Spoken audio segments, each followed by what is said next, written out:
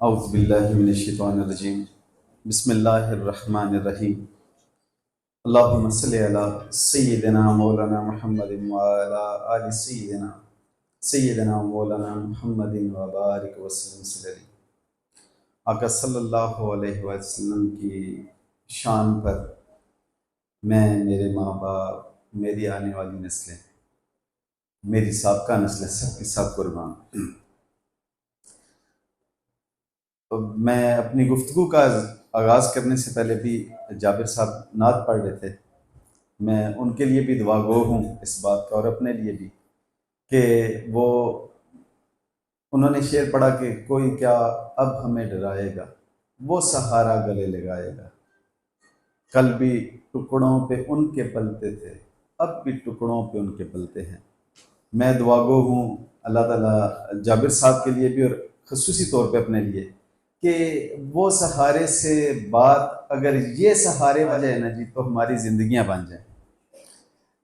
उनसे बात इन वाली आ जाए ना जी, अगर ज़िंदगी में, कि हमें ये यकीन हो जाए, अल्लाह हम पे करम कर दे कि वो नहीं हैं, ये हैं, कि आका सल्लल्लाहु अलैहि वसल्लम वो नहीं हैं, और उन नहीं हैं, इन हैं। इनसे मुराद, मैं बस शॉर्ट सी बात करना चाहूँगा, मेरी सारी ज़िंदगी आका सल्लल्लाहु अलैहि वसल्लम के नाम के पहले हर्फ पे कुर्बान, कि अब मुझे किसी ने ये समझाया था, मुझे समझ आ गई, तो मुझे मेरी ज़िंदगी बड़ी आसान होगी, कि अब मुझे जब मैं बात करता हूँ तो मुझे वो नहीं लगता। मैं जब कोई इल्तिजा करने लगता हूँ आका की बारगाह में, तो मुझे उन नहीं लगता। अल्हम्दुलिल्लाह मुझे ये लगता है कि आका सल्लल्लाहु अलैहि वसल्लम सुन रहे हैं, और वो मेरी इल्तिजा मेरे दिल से निकलने से पहले अल्लाह के फजल करम से, अल्लाह की अता से वो सुन लेते हैं।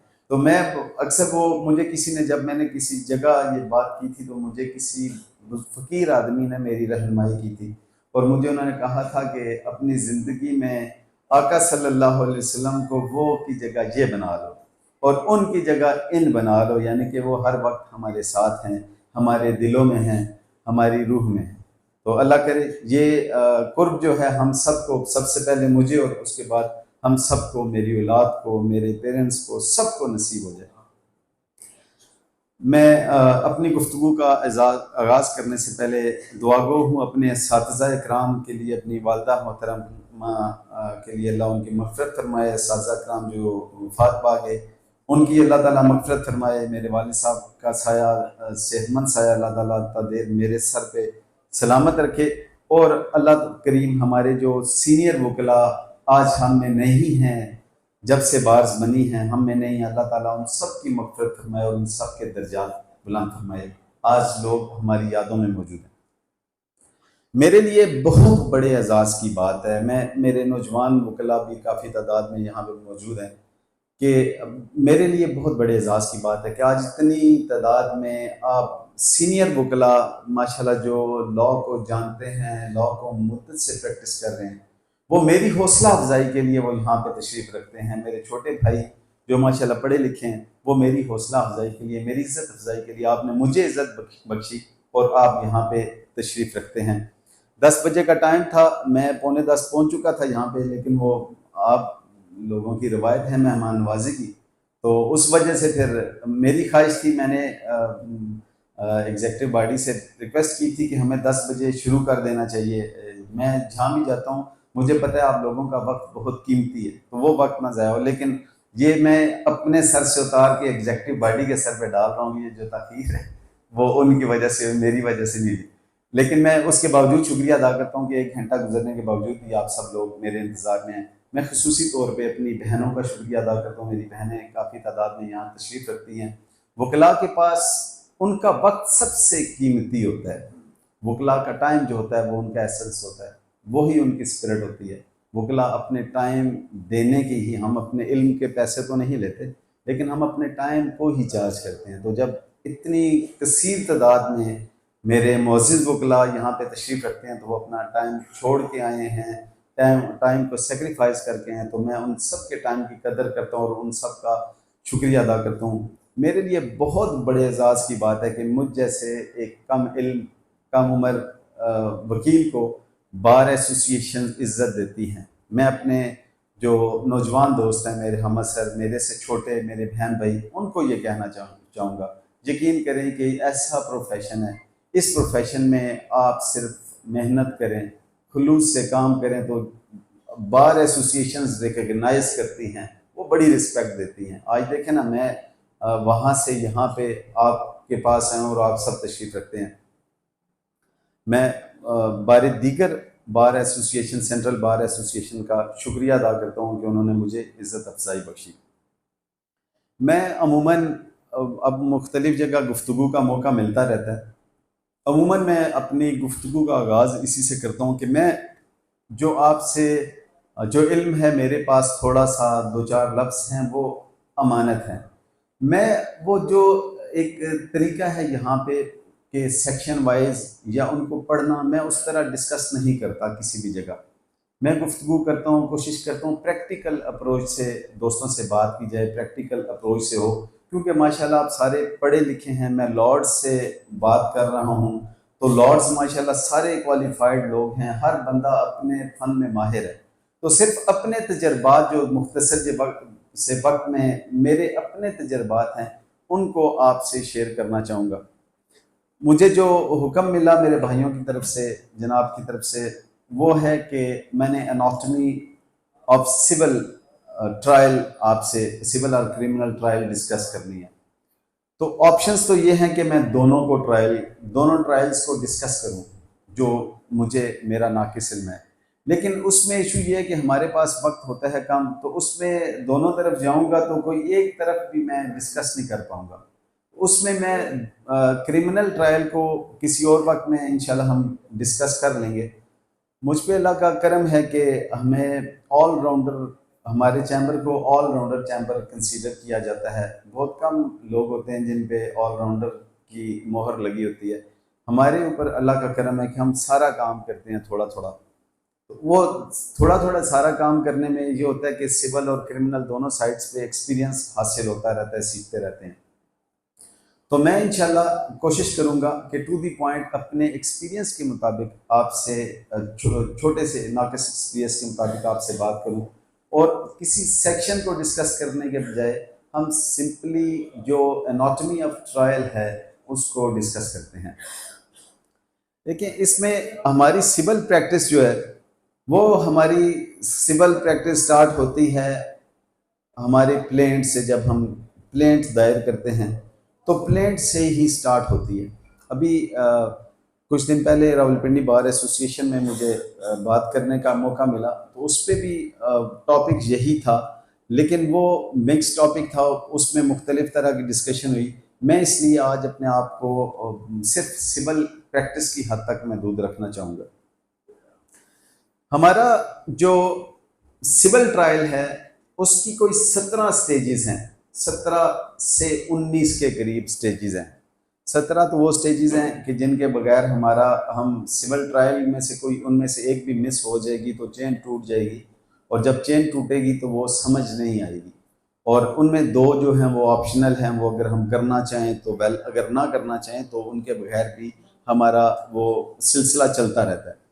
मैं कोशिश करूँगा कि उन 19 जो हमारी स्टेजेस हैं उनमें से हर एक स्टेज पे थोड़ा थोड़ा मैं बात करके अपना मैसेज कन्वे करने की कोशिश करूँगा।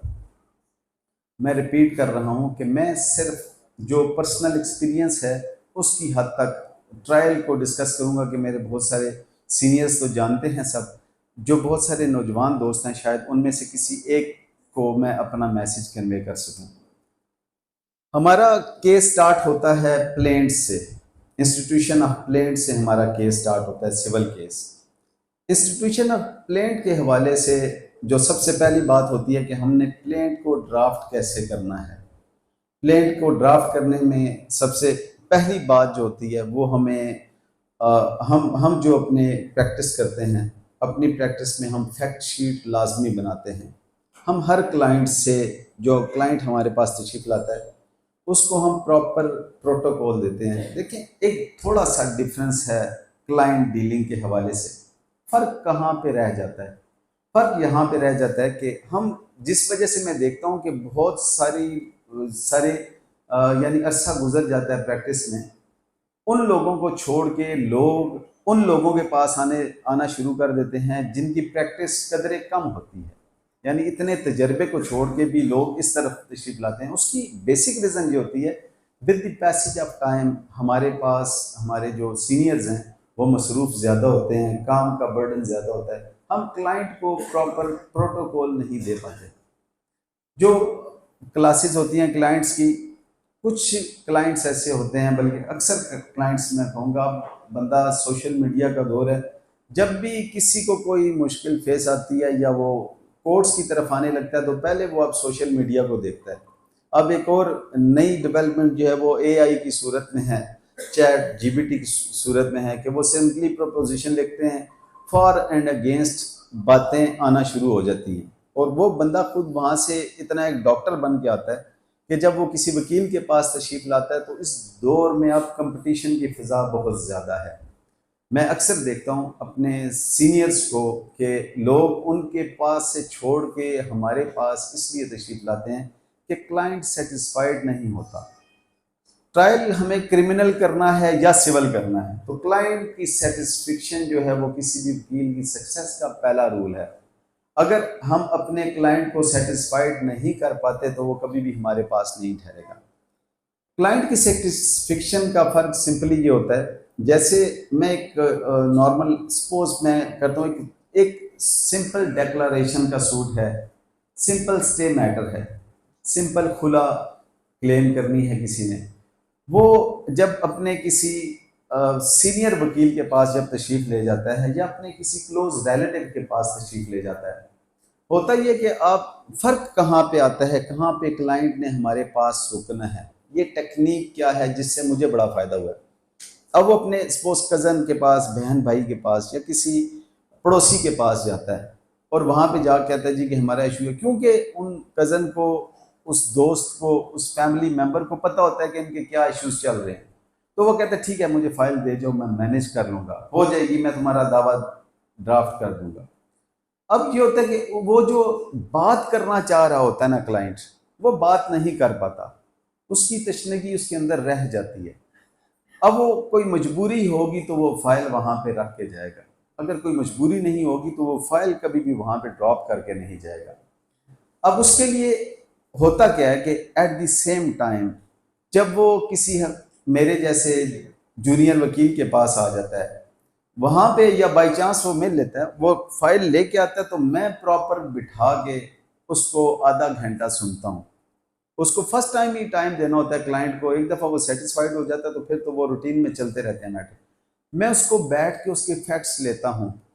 अब एक खुला में एक नया ग्राउंड आ गया, डेवलपमेंट जो हुई है वो on the basis of cruelty में। आप जो भी अब केस उठाएंगे उसको टाइटल पे आपको यही नज़र आएगा, dissolution of marriage on the basis of cruelty. फ़र्क कहाँ पे आ जाता है? अगर आप हमारी प्लीडिंग को देखेंगे, मैं आपके साथ शेयर कर दूंगा अपनी प्लीडिंग, क्रूएलिटी साबित नहीं हो पाती और आखिर में सिंपल खुला मिलती है। अब डिफरेंस कहाँ से आया? डिफरेंस यहाँ पे आया जब आपने क्लाइंट को बिठा के उससे पूछा, फैक्ट शीट बनाई कि आपके साथ हुआ क्या क्या, आपने क्या क्या कोशिशें की ये बात करने की, दूसरी तरफ से क्या क्या हुआ, या आपके साथ क्या क्या क्रूएलिटी हुई। आप उसके ग्राउंड्स नहीं लिखते तो वो आप क्लाइंट को सेटिस्फाइड नहीं कर पाते। देखें, प्लेंट जो है वो सबसे अहम रोल इसलिए प्ले करती है कि हम जो फैक्ट प्लेंट में नहीं ले पाते उस पर हम एविडेंस नहीं दे पाते। कोई भी एविडेंस हमारी प्लेंट से या रिटन स्टेटमेंट से बियॉन्ड नहीं हो सकती, ये बहुत अहम है। इसलिए बाज़ लोगों का ख्याल होता है कि प्लेंट शॉर्ट करनी चाहिए हमें। मेरा हम्बल व्यू इसमें है कि प्लेंट या आपकी सिविल में जो भी है, जो फैक्ट आप उसमें नहीं लिख पाते उस पर आप एविडेंस नहीं दे पाते, इसलिए प्लेंट का हर पहलू जो है वो बड़ा ज़रूरी होता है। प्लेंट को शॉर्टली मैं वो सिर्फ उस बात को कंक्लूड कर दूं कि आप अगर अपने क्लाइंट को बिठा के, बेशक वो आपका जानने वाला है, एक तो बहुत ज़बरदस्त मैं अपने यंगस्टर के लिए बताऊंगा कि देखें, आपका दोस्त आ गया, वो आपसे आपके ऑफिस में बैठा है, हम अपने जो मेहमान होते हैं, दोस्त होते हैं, कज़न्स होते हैं, उनको डील नॉर्मली ये करते हैं कि हम अपनी प्रिजाइडिंग सीट पे बैठ के डील नहीं करते, हम उनको साइड पे, उनकी रिस्पेक्ट है, उनके प्रोटोकॉल का तकाजा है कि हम उनको साइड पे बिठा के डील करें। हम उन्हें डील वहाँ पे करते हैं, मीन वाइल वो बताता है हमें केस का। अब मेरी प्रैक्टिस ये है, मैं अपने मेरे एसोसिएट्स यहाँ पे मौजूद हैं, वो सेकंड करेंगे मेरी बात को, कि द मोमेंट मेरा गेस्ट, मेरा दोस्त, मेरा कज़न मेरे साथ आते ही जैसे ही वो कहता है अच्छा मैं इसलिए आया हूँ कि आपसे एक केस डिस्कस करना है, तो फिर मैं उसे कहता हूँ जी कि आए चाय पी लिया, आए ऊपर जाके बात करते हैं। फिर मैं उसे बिठाता हूँ। देखें, एक सिस्टम है, ये एक आपकी प्रिजाइडिंग चेयर, इसके दरमियान टेबल का होना और उसके सामने क्लाइंट्स का होना, ये साइकोलॉजिकल सिस्टम्स हैं। जो बात आपको वो वहां पे जो इंपॉर्टेंस दे रहा होगा, सिमिलरली आप अपने घर में किसी को बुला के डील करेंगे, वो आपको रिस्पेक्ट नहीं देगा। आप किसी रिलेटिव के घर, किसी दोस्त के घर जाते हैं, वो आपको रिस्पेक्ट नहीं देगा। वो एक तो आप जाएंगे तो आपको अंदाजा होगा, जब लॉ की बात करने लगेंगे तो वो इतने में उसका कोई गेस्ट आ जाएगा, वो 10 मिनट उसे देगा, चाय पिलाएगा। ये होता है हमारा प्रोटोकॉल। देखिए, एक सिस्टम है, सिस्टम बना हुआ है, उसके मकासद होते हैं। जैसे आप कोर्ट रूम देखते हैं, ऑनरेबल जजेस को हाइट पे बिठाया जाता है, उनके स्टाफ साइड्स पे होते हैं, सामने एक रोस्टम लगा होता है, रोस्टम के साथ आके वकील ने खड़ा होना होता है, कटहरे बने होते हैं, पीछे सीट्स बनी होती हैं। फिर उसमें भी आप देखते हैं कि एक प्रोटोकॉल के लिहाज से होती हैं कि सीनियर वकला बैठते हैं। ये एक सिस्टम है। इस सिस्टम को क्यों बनाया गया? वो इसलिए बनाया गया कि हम अपने मैसेज को प्रॉपरली कन्वे कर सकें। ये चीज़ें, ये बज़ाहिर बहुत माइनर हैं, लेकिन बहुत बड़ा डिफरेंस डालती हैं किसी भी प्रैक्टिस में। तो उसके लिए ये होता है कि आप जब अपने क्लाइंट को वहाँ बिठा के डील करेंगे ना, तो उसमें आप आजमा के देख लें, आप रिजल्ट देखेंगे कि रिजल्ट क्या होता है। सिमिलरली अब वो एक सीनियर वकील साहब के पास चले गए, सीनियर वकील साहब तो समझते हैं उनकी ज़िंदगी इसी प्रोसेस में गुजरी है, वो समझते हैं, उन्होंने कह दिया ठीक है जी, सूट फॉर डिक्लेरेशन है, हम लगा देंगे, कैंसिलेशन है, लगा देंगे जी, डॉक्यूमेंट देख लिया, बस ठीक है। अब ये होता है कि अभी हम कंपटीशन में गुजर रहे हैं, जैसे जैसे वक्त गुजर रहा है हमारा कंपटीशन बढ़ रहा है, और हमारा प्रोफेशन तो इतना ज़बरदस्त प्रोफेशन है, इसमें सीनियर और जूनियर एहतराम की हद तक तो लाजिम है, लेकिन प्रैक्टिस के हवाले से जो मेहनत करता है वो केस ले जाता है। जो जितनी खूबसूरती अपनी ड्राफ्टिंग में पैदा करता है, अपनी प्रेजेंटेशन में पैदा करता है, वो डिफरेंस डालता है। तो उसमें ये होता है कि जब आपका क्लाइंट सबको छोड़ के आपके पास तशरीफ़ लाता है, तो मैं अपने स्पेशली मेरे मुखातिब हैं, मेरे छोटे बहन भाई जो मेरे हम असर हैं, सीनियर्स को तो सब पता है माशाल्लाह, लेकिन उसके बावजूद अगर मेरे सीनियर दोस्तों में से, मेरे बुजुर्गों में से अगर किसी दोस्त को ये अंदाज़ा हो रहा हो कि मेरी क्लाइंटेज बदर्जे कम हो रही है, तो उनको सिंपली इस प्रैक्टिस पे अगर वो थोड़ा सा इस फार्मूले को अडॉप्ट कर लेंगे कि इसके बाद जो क्लाइंट आएगा उस क्लाइंट को बिठाएं। सपोज हम, जैसे मेरा ऑफिस में अब माशाल्लाह एक वक्त में 10-10 बंदे आए होते हैं, तो उसके लिए मैंने टीम्स बना दी हुई हैं। वो टीम्स बैठ के उनको प्रॉपरली देखती हैं, उनको सेटिस्फाइड करती हैं। अब देखें, there is a difference between quick, there is difference between an MBBS doctor और आप देखते हैं स्पेशलिस्ट को। आप देखते हैं कि आपके गांव मोहल्ले में, शहर में एक एमबीबीएस डॉक्टर है जो आम क्लिनिक में प्रैक्टिस कर रहा है, वो डेली के 200 पेशेंट देखता है, फी पेशेंट उसने 200, 300, 500 रुपये फीस रखी होती है। एट द सेम टाइम आप एक स्पेशलिस्ट को देखते हैं, तो स्पेशलिस्ट क्या करता है कि स्पेशलिस्ट सिर्फ 15, 20, 30 पेशेंट डेली के देखता है। अब वो जो 200 पेशेंट्स को देखता है, वो जब शाम को कैलकुलेट करता है तो उनकी इनकम उस स्पेशलिस्ट से कम होती है जो सिर्फ 30 पेशेंट्स को देखता है। काम वही करना है, आप अक्सर देखेंगे तो सेम फार्मूला होगा उनका, सेम मेडिसिन होगी, लेकिन फ़र्क कहाँ पे आता है? फ़र्क उस तवज्जो को आता है वो जो देते हैं।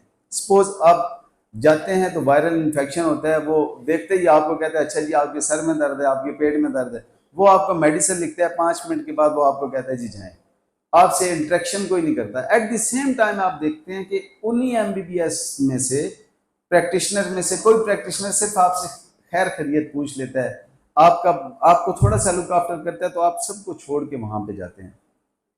मैंने ये बात कहाँ से सीखी? क्लाइंट को कंट्रोल करने की, क्लाइंट को सेटिस्फाई करने की, वो मैंने इस प्रैक्टिस से देखी। आप जाते हैं, मैंने अक्सर देखा है, मैं अपनी वालदा मरहुमा जब बीमार थे उनके साथ मैं जब जाता था, तो यकीन करें वहाँ पे होता क्या था कि एक स्पेशलिस्ट है, को मेडिसिन वही देनी है, उसने कोई फर्क नहीं होता। उसने क्या करना है, आते ही पूछना है क्या हाल है आपका, उसने नाम, वो उनके जो पिए हैं उन्होंने आगे लिख के पर्ची पे दिया, उसने नाम से बुला लेना है, उसके बाद बिठा देगा, पहले वो पल्स चेक करेगा, उसके बाद आंखें चेक करेगा, अब ऐसे ऐसे वो करेगा जो इररेलेवेंट होंगी उससे। इवन के मैंने वो देखा, उन्होंने एक हाथ में वो थोड़ी सी रखी होती है, उससे वो पाँव पे मार रहा होता है, उससे घुटने पे मार होता है, जिसका यकीन करें कि उनकी बीमारी से कोई ताल्लुक नहीं होता। लेकिन वो करता क्या है, वो उनको 10 मिनट देता है, वो उनसे पूछता है, उनसे खैर खैरियत पूछता है, वो सारे मामलात करता है। तो वो कितने पैसे चार्ज करता है, वो 3035 रुपये चार्ज करता है, और मेडिसिन वही लिखता है। लेकिन क्या है कि वो प्रोटोकॉल, हमें स्पेशलिटी की तरफ आना है। अब ये दौर कंपटीशन का दौर है, ये स्पेशलाइजेशन का दौर है, हमें प्रैक्टिस उस तरह नहीं करनी जिस तरह प्रैक्टिस बाकी करते हैं।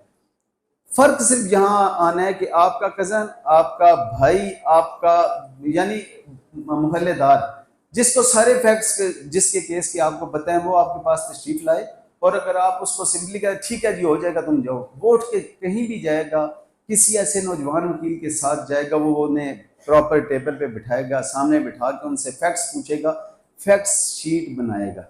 जैसे ही वो फैक्ट शीट बनाता है, आप यकीन करें कि 50% क्लाइंट डिसाइड कर लेता है यार कि वो उनको तो पता ही कुछ नहीं, उन्होंने उनसे पूछे कोई नहीं, और मुझसे जो बातें ये कर रहे हैं, इससे पहले ये बातें मुझसे कभी किसी ने नहीं की, वो आपके पास रुक जाएगा 50%। अब बाकी 50% क्या होता है कि बाकी जब आप उसको लेके उसकी सारी बात को समझ के उसके सामने डिक्टेशन देना शुरू करते हैं, आप अपने एसोसिएट को, आप अपने स्टाफ को, अपने स्टेनो को सामने बिठा के जब आप डिक्टेशन देना शुरू करते हैं, यकीन करें कि उसके बाद वो क्लाइंट कहीं भी नहीं जाता।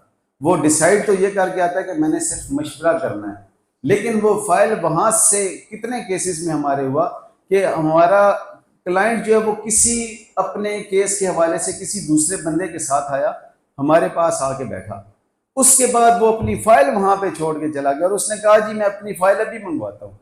हुआ क्या कि जब उसने फर्क देखा कि कितना फर्क है, कि मेरे से तो मेरे वकील ने, हालांकि हो सकता है जो पहले वाले वकील साहब हैं उन्होंने मेरे से बहुत ज्यादा अच्छी प्रपोजिशन से वो केस तैयार किया हो, ज्यादा मेहनत से किया हो, क्योंकि उनको फैक्ट्स का पता है, लेकिन क्योंकि वो क्लाइंट को सेटिस्फाइड नहीं कर पाए, जिस वजह से उन्होंने अपनी फाइल लूज कर दी। आप देखेंगे कि ये फर्क होता है। मैं सिर्फ प्लेंट के लिए ये थोड़ी सी मैंने डिटेल बात की कि प्लेंट कैसे तैयार करनी है। प्लेंट तैयार करनी है फैक्ट शीट से। जब तक आपको फैक्ट शीट नहीं होगी, यकीन करेंगे वकील की मेहनत वन टाइम हार्ड वर्क है वकील का। उसके बाद उसकी वो क्या कि फर्स्ट टाइम जब आपके पास क्लाइंट आया, आपने से आधा पौना घंटा उस पर इन्वेस्ट किया, आपने आधा पौना घंटा जब जो भी उसके केस के हवाले से टाइम था आपने उसको दिया, आपने उसकी फैक्ट शीट बना ली। उसके बाद ये होगा कि आपको, यानी वो फैक्ट शीट अगर आपकी तैयार होगी तो 2 साल के बाद भी अगर वो केस एविडेंस पे आता है तो आपको ज़रूरत नहीं पड़ेगी किसी भी चीज़ की। इसमें सेटिस्फेक्शन के लिए एक और काम हम ये करते हैं कि हम क्लाइंट को कहते हैं कि आप अपनी स्टोरी हमें लिख के दे दें। जो थोड़े से पढ़े लिखे होते हैं उन्हें ये कहते हैं स्टोरी लिख के दे दें। उसका सबसे बड़ा फ़ायदा ये होता है कि समटाइम्स आप देखते हैं कि ऑन लेटर स्टेज आपको पता लगता है, क्लाइंट कहता है जी मेरा ये फैक्ट तो आपने लिखा ही कोई नहीं, क्योंकि वो जब हमसे उठ के किसी डॉक्टर के पास जाता है ना, किसी और के पास, तो वो उन्हें बताता है कि आपका तो ये केस बनता था आपने नहीं लिखा, तो वो आपको आके क्लेम करता है जी आपने नहीं बताया। आप अपनी फैक्ट शीट जो देखी होती है, आपने रखी होती है, उसके मुताबिक तो आप देख के कह सकते हैं कि आपने उस वक्त मुझसे शेयर नहीं की, लेकिन वो कहेगा जी मैंने बताई थी, आपने नोट डाउन नहीं की थी। उसका प्रोसीजर ये होता है कि आप अगर उससे कहते हैं ना जी आप मुझे अपनी सारी स्टोरी एक दफ़ा लिख के दें, वो मैं पढ़ूंगा, फिर आप मेरे पास तशरीफ लाएं, फिर मैं बैठूंगा। समटाइम्स ये होता है कि हमारे पास क्लाइंट किसी ऐसी मसरूफियत में आ जाता है जिस वक्त हमारे पास टाइम नहीं होता, तो उसको हम ये कहते हैं कि आप हमें अपनी स्टोरी लिख के दें। जब वो स्टोरी लिख के देता है, हमारे पास लेके आता है, उसके बाद वो लेटर स्टेज पे जब कहता है ये फैक्ट नहीं लिखा, तो हम उसे कहते हैं कि आपने जो हमें फैक्ट शीट दी थी, आपने जो हमें लिख के दी थी, उसमें आपने ये फैक्ट नहीं लिखा, तो ये हमारा लेटर ऑन डिफेंस बन जाता है। मैं प्लेंट की तरफ आता हूँ। प्लेंट को कंट्रोल कैसे करना है, प्लेंट को प्रॉपर कैसे करना है, वो सिर्फ उसी सूरत में हमारी प्लेंट प्रॉपर होगी, फैक्ट शीट प्रॉपर बनाई होगी हर हवाले से। इस फैक्ट शीट को बनाएंगे तो सबसे पहले उसमें जो ट्रायल स्टार्ट होता है वो होता ही प्लेंट से है। प्लेंट में देखने वाली सबसे अहम बात जुरिस्डिक्शन की है। सबसे पहली बात जुरिस्डिक्शन की है वो जब आप लिखते हैं in the court of civil जज, सीनियर सिविल जज, in the court of sessions district जज, ये बड़ा इंपॉर्टेंट है, ये याद रखें।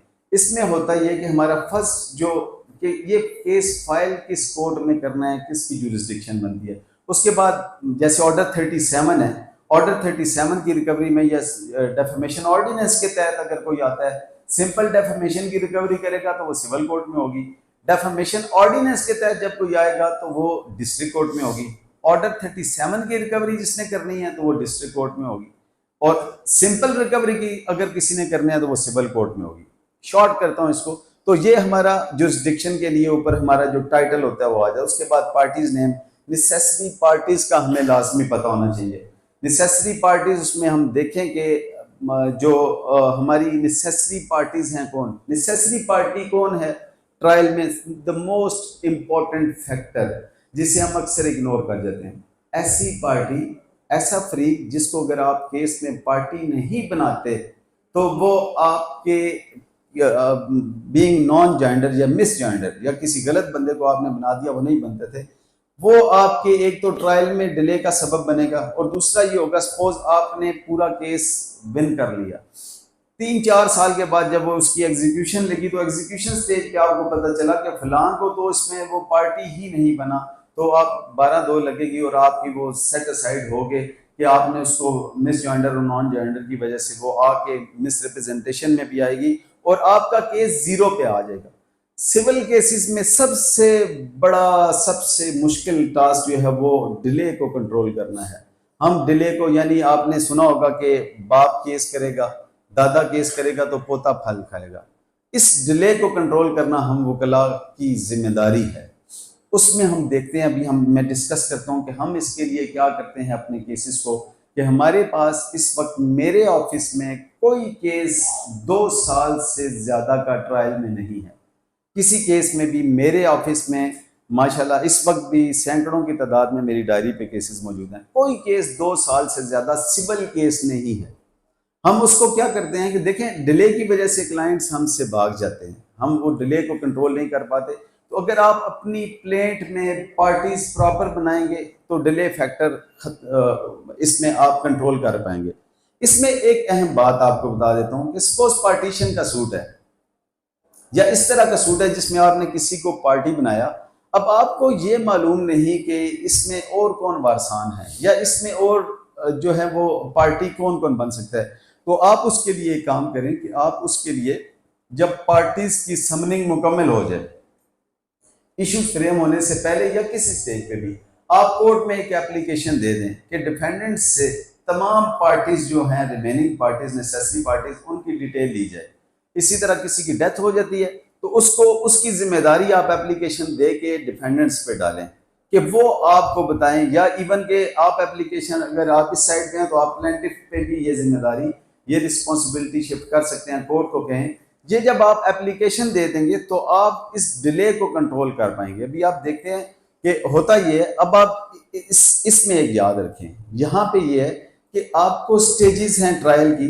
ट्रायल जो होता है वो बेसिकली जो आपका फर्स्ट जुरिस्डिक्शन की जो कोर्ट होती है उसके केस सारे को हम ट्रायल कहेंगे, लेकिन जब वो केस डिसाइड हो जाएगा, अपील में जाएगा, तो appeal is the continuity of trial. Appeal में भी वो आप अपील को ही भी ट्रायल ही समझेंगे, हम उसको भी इसी तरह कंसीडर करेंगे। तो इसमें आप इस डिले को कंट्रोल करने से आप देखते हैं कि आप बहुत बड़ा एक फैक्टर आप कंट्रोल कर पाएंगे अगर आप प्रॉपर और नेसेसरी पार्टीज बनाते हैं। सिमिलरली वो रेलिवेंट डिपार्टमेंट जो हैं, जो उसमें जिसके लिए आपने मैंडेटरी इंजंक्शन उसमें मांगा हुआ है, उसको भी आपको ट्रायल को टाइम लिमिट कंट्रोल करने के लिए उसको भी पार्टी बनाना जरूरी होगा। प्लेंट के लिए अब आगे चलते हैं, तो हम केस का टाइटल दे देते हैं कि सूट ये किस पर्पज के लिए है। वो आपका जो होता है पार्टीशन सूट है, डिक्लेरेशन है, कैंसलेशन है। अब इन सारी चीज़ों को देखने से पहले मैं आखिर में आपको लिमिटेशन पे असिस्ट करने की कोशिश करूंगा कि लिमिटेशन को हम लोगों ने कैसे कंट्रोल करना है। अब मैं इसमें आता हूँ सबसे पहले अपनी प्रैक्टिस के हवाले से। मैं अल्हम्दुलिल्लाह मुझे बहुत आसानी हुई इस पैटर्न में काम करते हुए। मैं 14 साल तक एक रूटीन की ड्राफ्टिंग करता रहा। 14 साल के बाद मुझे इस चीज़ की जब मुझे अच्छी लगी ड्राफ्टिंग, तो मैं अब ये करता हूँ कि पॉइंट्स फॉर डिटर्मिनेशन मेंशन कर देता हूँ। आप मेरी कोई भी ड्राफ्टिंग देखेंगे तो मेरी ड्राफ्टिंग में पहले जो पॉइंट्स फॉर डिटर्मिनेशन होते हैं, यानी ऑनरेबल जजेस साहिबान को बिल्कुल मेरी ड्राफ्टिंग पूरी नहीं पढ़नी पड़ती। माशाल्लाह कितने केसेस में ऐसा हुआ कि जब हम खड़े हुए तो जज साहब ने हमसे कुछ नहीं पूछा, तो दूसरे जो कौंसिल है उनसे वो सवालात शुरू करते हैं जब, तो वो होता कैसे है कि मुझे अक्सर वकला ये कहते हैं कि ये कैसे हुआ है। सिमिलरली हाई कोर्ट की जो प्रैक्टिस है वो तो बड़ी शार्ट है। हाई कोर्ट में भी हम जब फैक्ट्स करते हैं, होता ही है कि हमें हाई कोर्ट में इन लिमनी कंट्रोल को पॉलिसी के तहत जो है उसको सेटिस्फाइड करने के लिए कोर्ट को मेंटेनेबिलिटी पे पहले लाना पड़ता है। तो वो जब आप पॉइंट्स फॉर डिटर्मिनेशन लिख देते हैं, इवन रिटन स्टेटमेंट में भी हम पॉइंट्स फॉर डिटर्मिनेशन को पहले लिखते हैं। पॉइंट्स फॉर डिटर्मिनेशन बिल्कुल ऐसे ही होते हैं जैसे आपने इश्यूज फ्रेम होते हैं ना, सिमिलरली आपने वो जो पहला फैक्ट होता है हम उसको लिख देते हैं कि वेदर दिस सूट इज, वो जो भी है, क्योंकि हर केस का मुख्तलिफ होता है, इसलिए अब जैसे मैं खुला के मैटर को ले लेता हूँ, तो whether the plaintiff is entitled for dissolution of marriage on the basis of cruelty और नॉट। अब ये होगा, अब जज साहब को पहले पढ़नी ही नहीं पड़ेगी, बाकी प्लान वो देखेंगे ना पहले, उसमें सिर्फ पॉइंट फॉर डिटर्मिनेशन पहला देखेंगे, देखते अच्छा ये क्रूएलिटी वाला केस है, इसी तरह क्या रिकवरी ऑफ डैमेजेस है, जो भी है आप अपने पॉइंट्स फॉर डिटर्मिनेशन को, अगर किसी दोस्त को जरूरत होगी वो मुझे मैसेज करेंगे तो उनको मैं अपना ये स्पेसिमेन दे दूंगा जिससे उनको बड़ी आसानी होगी। मुझे इससे बड़ा फायदा हुआ, मुझे अब इतना ज्यादा फायदा हुआ कि मैं देखता हूँ कि मैं माशाल्लाह जिस कोर्ट में आर्ग्यूमेंट के लिए जाता हूँ तो वहां पे जजेस साहिबान को मेरे केस का पता होता है। मुश्किल ये है, आप देखें कि एक जज है उसके पास 60-70-100 फाइल्स हैं, तो उनको वो फाइल, हर फाइल के 5-7 सफ़हात पढ़ना बड़ा मुश्किल होता है, जबकि पहले पेज पे आके पॉइंट फॉर डिटर्मिनेशन वो देख ले। मैं रिपीट कर रहा हूँ कि ये पॉइंट्स फॉर डिटर्मिनेशन सिर्फ प्लेंट के लिए नहीं, ये रिटन स्टेटमेंट के लिए भी हैं, ये हर एप्लीकेशन के लिए भी हैं। आप जो भी एप्लीकेशन नहीं देते हैं उस एप्लीकेशन में अगर पॉइंट्स फॉर डिटर्मिनेशन में पहले लिख देते हैं वो पॉइंट, और उसके बाद अगला पॉइंट वो रीजन लिखते हैं कि आप ये क्यों क्लेम कर रहे हैं, अब आपका जो वो केस की बॉटम लाइन होती है उसमें लिख देते हैं, तो यकीन करें कि जजेस के लिए समझना बहुत आसान होता है। जो जज, आपने देखा होगा कि जो जज केस को समझ जाता है कि ये केस है, उसके बाद उसको डिसाइड करने के लिए उसे कोई मुश्किल नहीं होती, क्योंकि प्रोपोजिशंस तो लॉ की एक ही है, लॉ तो उन पे एक ही है। तो इसमें उसके बाद जब आप पॉइंट्स फॉर डिटर्मिनेशन से नीचे आते हैं तो सबसे पहले पार्टीज का इंट्रोडक्शन आ जाता है, प्लेंटिफ का इंट्रोडक्शन देते हैं, डिफेंडेंट का इंट्रोडक्शन देते हैं, उसके बाद तीसरे पैरे में आप अपने केस का लिखते हैं कि केस हमारा क्या है। इसमें इंट्रोडक्शन बड़ा इंपॉर्टेंट होता है पार्टीज का दोनों। जिस मैं सिर्फ असिस्टेंस के लिए कह रहा हूँ कि असिस्टेंस हमारी ड्राफ्टिंग कैसे खूबसूरत हो जाती। अगर आपने एक प्लेंट या रिटन स्टेटमेंट अगर हमने प्रॉपरली ड्राफ्ट करके दे दी, यकीन करें बाकी केस समझाना तो मुश्किल है ही कोई नहीं। सिमिलरली इन बिटवीन अगर कोई एप्लीकेशन आती है तो एप्लीकेशन में अगर आप वो एप्लीकेशन प्रॉपर फाइल कर देते हैं और एप्लीकेशन जज को समझ आ जाती है तो फिर जज को उसमें वो जज डिले नहीं करता, उसको पता होता है। अब हमारा डिफरेंस क्या है बाकी ड्राफ्टिंग में और हमारी ड्राफ्टिंग में, मैंने देखा बहुत अप्रिसिएशन मिली इवन ऑनरेबल सुप्रीम कोर्ट की हद तक भी। अब हम अपीयर होते हैं तो बहुत वहां पे भी ये होता है, आपको पता है ऑनरेबल सुप्रीम कोर्ट में फाइलिंग के लिए AORs के जरिए करनी पड़ती है, उनको हम फैक्ट्स बता देते हैं, वो स्ट्रिक्टो सेंसो जो लॉ के होते हैं जी, वो जो 6-7 ग्राउंड्स होते हैं वो लिख के दे देते हैं। हम ऐसा नहीं करते, मैं अपनी कोशिश करता हूँ एक सिंपल कुलिया बना के आपको पेश करने की कोशिश करता हूँ कि मैं अपनी ड्राफ्टिंग में पूरी जजमेंट लिख के देता हूँ। मेरी ख्वाहिश होती है कि मैं पूरी जजमेंट इसमें लिख के दूँ, और इसमें जजमेंट इसी हवाले से लिखता हूँ मैं कि जिस वक्त ऑनरेबल कोर्ट जब देखती है, जज उसको देख लेता है ऊपर पॉइंट फॉर डिटर्मिनेशन को, तो हो सकता है उसमें से किसी एक पॉइंट फॉर डिटर्मिनेशन के मुतालिक उनको डिटेल चाहिए हो, तो नीचे आके जब डिटेल में मैं आता हूं तो डिटेल में मैं स्पेशली एक फैक्ट को जरूर लिखता हूं। मैं उसके मुताबिक अपनी रिसर्च और उसके साथ जो लॉ होता है उसकी साइटेशन को कोड करता हूं, और वो जो क्रक्स होता है जजमेंट का उसको भी मैं कोड करता हूं, और इस तरह मैं प्रॉपर अपनी जजमेंट बना के देता हूं। अभी मैं आपको लेटेस्ट एक्सपीरियंस शेयर करता हूं।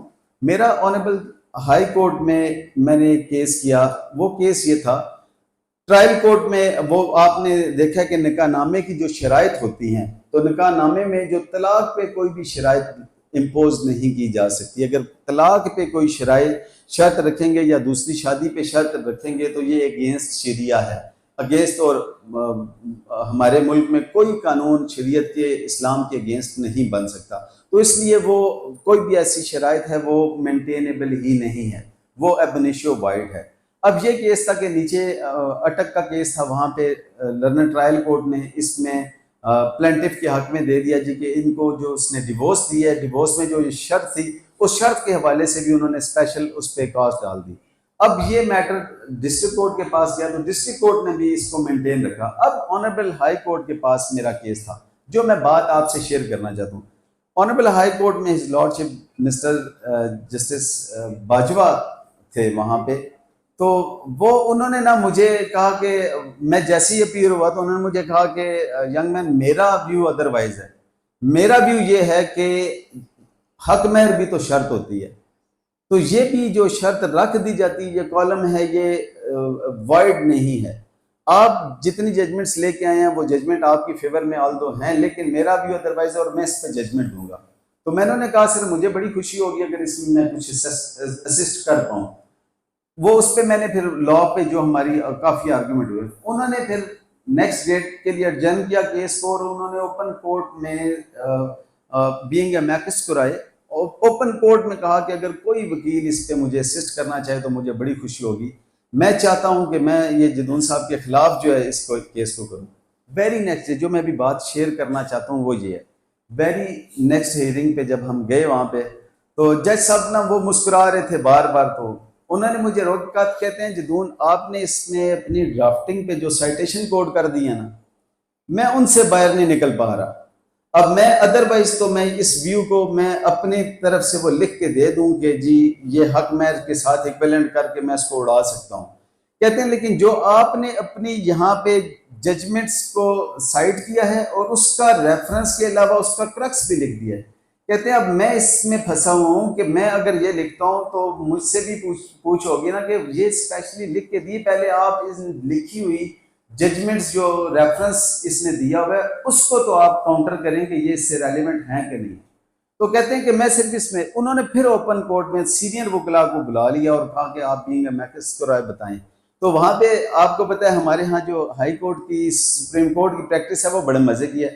उसमें आप देखेंगे कि जिस भी मैं बड़ा इंजॉय करता हूँ, मैं लाइटर नोट में ये बात कहता हूँ, आप अगर हाई कोर्ट और सुप्रीम कोर्ट में बैठे तो आपको मजा बड़ा आएगा इस बात का। आप जज की तरफ ना देखें, आप सिर्फ वकला की तरफ देखें, तो आप इंजॉय ये करेंगे कि जैसे जज साहब हंसेंगे तो सारे वकला हंसेंगे। जज साहब ने किया ना ऐसे तो 15-20 वकला करेंगे ऐसे, हो सकता है उनको समझ ही ना आई हो। सिमिलरली जज साहब गुस्से में होंगे तो वकला के मुंह देखने वाले होंगे। अच्छा, ये मैं बड़ा एंजॉय करता हूँ। हमारे केसेस में अक्सर होता है कि जब अमैकस को राय के तौर पे सीनियर वकला साहिबान को बुलाया गया तो उन सीनियर वकला ने कहा सर जो बात आप कह रहे हैं वो बिल्कुल ठीक है। तो जज साहब ने कहा ये तो मुझे भी पता है, जो मैं कह रहा हूँ ठीक है, मुझे कोई लॉ दें जो इस जदून ने लिख के दे दिए है ना, इनके अगेंस्ट कोई लॉ दें। और यकीन करें कि बावजूद शदीद ख्वाहिश के वो जस्टिस साहब उसके अगेंस्ट कोई जजमेंट नहीं दे सके। मैं आपको बताना चाहता हूं कि जब आप किसी रेफरेंस को कोड करते हैं तो वो बड़ा इंपॉर्टेंट होता है, लेकिन वो डेफिनेटली जब हमें पता होगा कि ये हमारे केस से रेलिवेंट है और हमारे केस पे बैठता है तो उस वक्त मैं अपनी प्रैक्टिस का बता रहा हूं कि मैं अपनी प्लेंट में, अपने रिटन स्टेटमेंट में जो लीगल ग्राउंड्स होते हैं हमारे, उसमें मैं उस जजमेंट को लिखता हूं और उसका रेफरेंस कोड करता हूं। तो इसका ये फायदा होता है। ये दूसरा फायदा इसका ये होता है, देखें कि ऑल्दो के कहते हैं कि law must be on the sleep of जजेस, लेकिन यहाँ पे ऐसा नहीं होता। यहाँ पे देखें हमारे यहाँ प्रैक्टिस क्या होती है कि 2 साल किसी ने पढ़ के 2 साल के बाद प्रैक्टिस चली नहीं चली या किसी एक आध को शौक हुआ तो वो आके क्राइटेरिया के मुताबिक जज बन जाते हैं। उसके बाद बड़ा मुश्किल होता है, आप में से अक्सर आप देखते हैं, आप डेली हमारा कोर्स में वाह पड़ता है इस बात पे कि आप यानी पूरी कोशिश करते हैं लेकिन जज समझने को तैयार ही नहीं। तो जब आप इस तरह की लॉ लिख के दे देंगे ना जजिस को, तो फिर जजिस के पास राह फरार अगर वो जान छुड़ानी चाहेगी तब भी नहीं रहेगा। और काम करने वाले जजिस जो काम करना चाहेंगे वो तो एक सेकंड में उसे कहेंगे और वो दूसरी साइड पे कह देंगे जी इसके अगेंस्ट आपके पास कोई रेफरेंस है या लॉ है तो आप लें। तो ये फायदा होता है प्लेंट में या रिटन स्टेटमेंट में लॉ को देने का। अब इसमें प्लेंट को मैं अभी तक प्लेंट को इतना टाइम देने का मकसद क्या था या रिटन स्टेटमेंट का कि मैंने अपनी गुफ्तगू का तकरीबन 25% पोर्शन जो है वो इसी साइड पे लगा दिया। वो इसलिए कि आप ट्रायल, सिविल ट्रायल डिपेंड करता है सारा प्लीडिंग पे। प्लीडिंग से बियॉन्ड हम एविडेंस दे नहीं सकते, ये लॉ है। तो हमें प्लीडिंग में बाय ऑल मींस हमें ये सब कुछ करना होगा। अब एक क्वेश्चन राइज हुआ, किसी ने मुझसे किया कि हमारे पास केस ऐसी स्टेज पे आ गया जिसमें आपकी ड्राफ्टिंग मुकम्मल हो चुकी है, प्लेंट भी आ गई, रिटन स्टेटमेंट आ गई, इश्यूज भी फ्रेम हो गए। उसके बाद अगर आपके पास कोई केस आता है तो वो कैसे करेंगे? तो वो आर्ट ऑफ क्रॉस एग्जामिनेशन के जरिए हम फिर उस केस को निकाल सकते हैं। बेशुमार केसेस हमारे पास है। इसमें प्लेंट से हट के जब आप रिटन स्टेटमेंट में आते हैं, प्लेंट में बस आखिरी मैं प्लेंट के हवाले से जो बात करना चाहूंगा, आप लिमिटेशन एक्ट को कभी भी ना, कोई भी दावा ड्राफ्ट करते हुए जो आखिरी पैरा होता है वो हम रूटीन में लिखते हैं that the cause of action arises on such and such date. ये बहुत इंपॉर्टेंट होता है। मैंने यकीन करें कि 70 से ज्यादा केसेस सिर्फ इस एक पैरा को गलत लिखने से मैंने उन केसेस को कंटेस्ट किया और उनकी मेंटेनेबिलिटी पे उनको टाइम बार्ड करवा के वहां से उसे खारिज कर दिया। जाहिर है जो टाइम बार्ड है वो बार्ड बाय लॉ है, वो मेंटेनेबल ही नहीं है। तो इसको बड़ी गौर से मैं अक्सर देखता हूं कि हमारी प्लीडिंग में ये इग्नोर्ड होता है पैरा, क्योंकि हम ये कहते हैं ये लीगल पैरा है। लेकिन देखिए अगर हम सपोज सूट फॉर कैंसिलेशन है जिसकी लिमिटेशन है ही 3 साल, सूट फॉर डिक्लेरेशन है जिसकी लिमिटेशन है ही 6 साल, स्पेसिफिक परफॉर्मेंस है उसकी लिमिटेशन है ही 3 साल। अगर हम उस पैरा में अपने उस क्लेम को विद इन पीरियड नहीं लाएंगे और वो हमारी नेग्लिजेंस से कहीं इग्नोर हो जाएगा, तो उसमें अभी लास्ट टाइम मैंने एक केस में सिर्फ 3 सवालात किए। मेरे पास जब वो केस आया, मेरे पास था भी, वो तशरीफ भी लाए बिल्कुल क्रॉस एग्जामिनेशन की स्टेज पे। वो जब मेरे पास तशरीफ लाए तो सिंपली मैंने, यकीन करें कि उस पैरे में कुछ और नहीं देखा, मैंने सिंपली उनको कहा कि ये दुरुस्त है कि आपने अपने दावे में ये बात लिखी है कि आपका जो इंतकाल था वो आपका भाई आपके म्यूटेशन करवाने के लिए, विरासती म्यूटेशन कराने के लिए 1992 में आपसे डॉक्यूमेंट ले गया था। उसने कहा जी ये क्योंकि उसने अपनी प्लेन में लिखा हुआ था। अब क्योंकि उसने वहां आके कॉज ऑफ एक्शन के हवाले से नहीं दिया कि कॉज ऑफ एक्शन कहाँ से अराइज हुआ, तो उससे अगला सवाल मैंने उससे ये कर लिया कि आपने जब उनको दिए तो आपको पता चल गया कि भाई ने आपसे स्पेसिफिकली मांगे कि मैंने विरासत का इंतकाल कराना है। उन्होंने कहा जी बिल्कुल भाई ने इसलिए मांगे। उससे अगला मैंने सवाल कर दिया कि ये दुरुस्त है कि आपने दावा 2021 में दायर किया, ठीक है। अब ये किया तो मैंने साथ ही सजेशन दे दी कि ये मैं जानते हुए भी 1992 के बाद मैंने ये इस कॉज ऑफ एक्शन का इल्म, मैंने कॉज ऑफ एक्शन 1992 से अप्रूव करवा के साथ ही उसकी फाइलिंग करवाई। तो मैंने कहा जी ये इतने अरसे टाइम बार्ड है, इससे अगला सवाल ही नहीं किया। ये सवाल करने के बाद मैंने इसको बाकी, क्योंकि बाकी हमारी बदकिस्मती ये थी कि हमारा जो रिटन स्टेटमेंट था, रिटन स्टेटमेंट में एवेसिव डिनाइल लिखे हुए थे और evasive denial is amount to admission. ये बड़ा इंपॉर्टेंट होता है जब हम रिटन स्टेटमेंट की तरफ आते हैं। तो मैंने सिंपली इस बात पे आके और 711 की एप्लीकेशन दे दी और मैंने उन्हें कह दिया जी कि ये बार्ड बाय लॉ है, टाइम बार्ड है। अब सिंपली ये 3 सवाल, सिविल केस में सिर्फ ये 3 सवाल और एक सजेशन देने से मैंने वो दावा खारिज करवा दिया। अब देखें ये कितनी इंपॉर्टेंस रखता है आपका वो फैक्टर जिसको हम कहते हैं जुरिस्डिक्शन का इससे अगला आ जाता है जो पैरा लिखते हैं, वो बेसिकली हम ये कहते हैं कि ये लीगल पैरास है तो उसको हम इग्नोर कर देते हैं। अब रिटन स्टेटमेंट में भी आके हम इन लीगल पैरास को इग्नोर कर देते हैं। जब हम लोगों ने रिटन स्टेटमेंट लिखना है तो हम ये नहीं कहते कि para is legal, need no reply, ये हम सिंपली लिख देते हैं। तो इसमें हम लोगों ने अगर थोड़ा सा इसको देख लें तो यकीन करेंगे 70-80% हमारी जो लिटिगेशन है वो मेंटेनेबिलिटी पे ही उड़ जाती है, आगे प्रोसीड ही नहीं होती। हमारे पास जो केसेस आते हैं, हमारे पास केसेस में मेरा ख्याल है कि इस 2023, 24, 25 में कोई 8 या 9 केसेस ट्रायल के लिए चले हैं। उसके अलावा जितने केसेस हमारे पास आए हैं उन केसेस को मेंटेनेबिलिटी पे ही उड़ा दिया हम लोगों ने। अब हम लोगों ने करना क्या है, होता ये है कि हम ओवरलुक कर जाते हैं। अब मैं आता हूँ रिटन स्टेटमेंट की तरफ। इससे पहले प्रेयर क्लॉज और उस जुरिस्डिक्शन के हवाले से हमें ख्याल करना चाहिए कि जुरिस्डिक्शन के हवाले से हमें देखना चाहिए कि वो कॉज ऑफ एक्शन हमें अप्रूव कहाँ हुआ, पार्टीज कहाँ पे रहती हैं, सब्जेक्ट मैटर कहाँ पे है, इसको हमें देखने की जरूरत है। फैमिली केसेस में जैसे ये होता है कि जहाँ पे लेडी या माइनर्स डेड होते हैं जुरिस्डिक्शन वहाँ पे होती है, इसको देखने की जरूरत होती है। लेकिन मैं सिर्फ हम्बल सबमिशन अब रिटन स्टेटमेंट की तरफ आता हूँ। प्रेयर आपने प्रेयर में ख्याल करना है कि जो जो प्रेयर्स मैक्सिमम बनती हैं आप वो प्रेयर ले सकते हैं। आपके पास एक केस ऐसी स्टेज पे आ गया जो लेटर ऑन आया, उसमें प्रेयर प्रॉपर नहीं मांगी गई लेकिन बॉडी ऑफ प्लेंट में वो मौजूद है, तो आप फौरन अमेंडमेंट की एप्लीकेशन दे, अमेंडमेंट की एप्लीकेशन दे के वो प्रेयर भी आप उसमें लाएं। देखिए, जो बॉडी ऑफ प्लेंट में नहीं दिया गया और प्रेयर में नहीं मांगा गया तो आप उसको ऐड करा सकते हैं, लेकिन जो चीज आपने बॉडी ऑफ प्लेंट में नहीं दी उसको जब हम प्रेयर में लेके आएंगे तो ये हमारे केस की, सिविल केस में हमारी प्लेंट की नेचर चेंज कर देगा। तो अमेंडमेंट नेचर चेंज करने के लिए अलाउ नहीं की जा सकती लेटर ऑन स्टेज पे भी। अब मैं इसको शॉर्ट करते हुए रिटन स्टेटमेंट की तरफ आता हूं, क्योंकि रिटन स्टेटमेंट बेसिकली हमारी जो बेस होती है वो रिटन स्टेटमेंट होती है प्लेंट के बाद जब दूसरी साइड में, उसमें भी मैं पॉइंट्स फॉर डिटर्मिनेशन उसी तरह देता हूं कि जिस तरह आप सबसे पहले हम पार्टीज को देखते हैं कि कोई इसमें पार्टीज रह तो नहीं गई। उसके बाद पॉइंट्स फॉर डिटर्मिनेशन में सबसे पहले जो वो उसके लीगल पॉइंट्स होते हैं कि मेंटेनेबल है कि नहीं, वो जो 7-8 ग्राउंड्स होते हैं उनको हम देखते हैं। उसके बाद जो पैरा वाइज आती है बात, उसमें अब मैंने देखा जी, मैं जहां भी जाता हूं, जिस कोर्ट में भी जाता हूं, तो जजेस बड़े रिलैक्स हो जाते हैं हमारे केसेस में।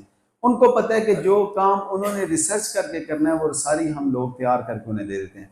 पॉइंट्स फॉर डिटर्मिनेशन के बाद आप प्रीलिमिनरी ऑब्जेक्शन पे आते हैं। वहां पे देखें दोनों अलग हैं, दोनों अलग हैं। इसमें पॉइंट्स फॉर डिटर्मिनेशन को और प्रीलिमिनरी ऑब्जेक्शन को मिक्स हम ना करें। हम प्रीलिमिनरी ऑब्जेक्शंस में पॉइंट फॉर डिटर्मिनेशन में तमाम ले सकते हैं ऑब्जेक्शंस, लेकिन जो ऑब्जेक्शंस होते हैं हम उन पे आके जो ये थोड़ा सा डिफरेंस होता है, इसलिए इसको अलग अलग लिखने की जरूरत।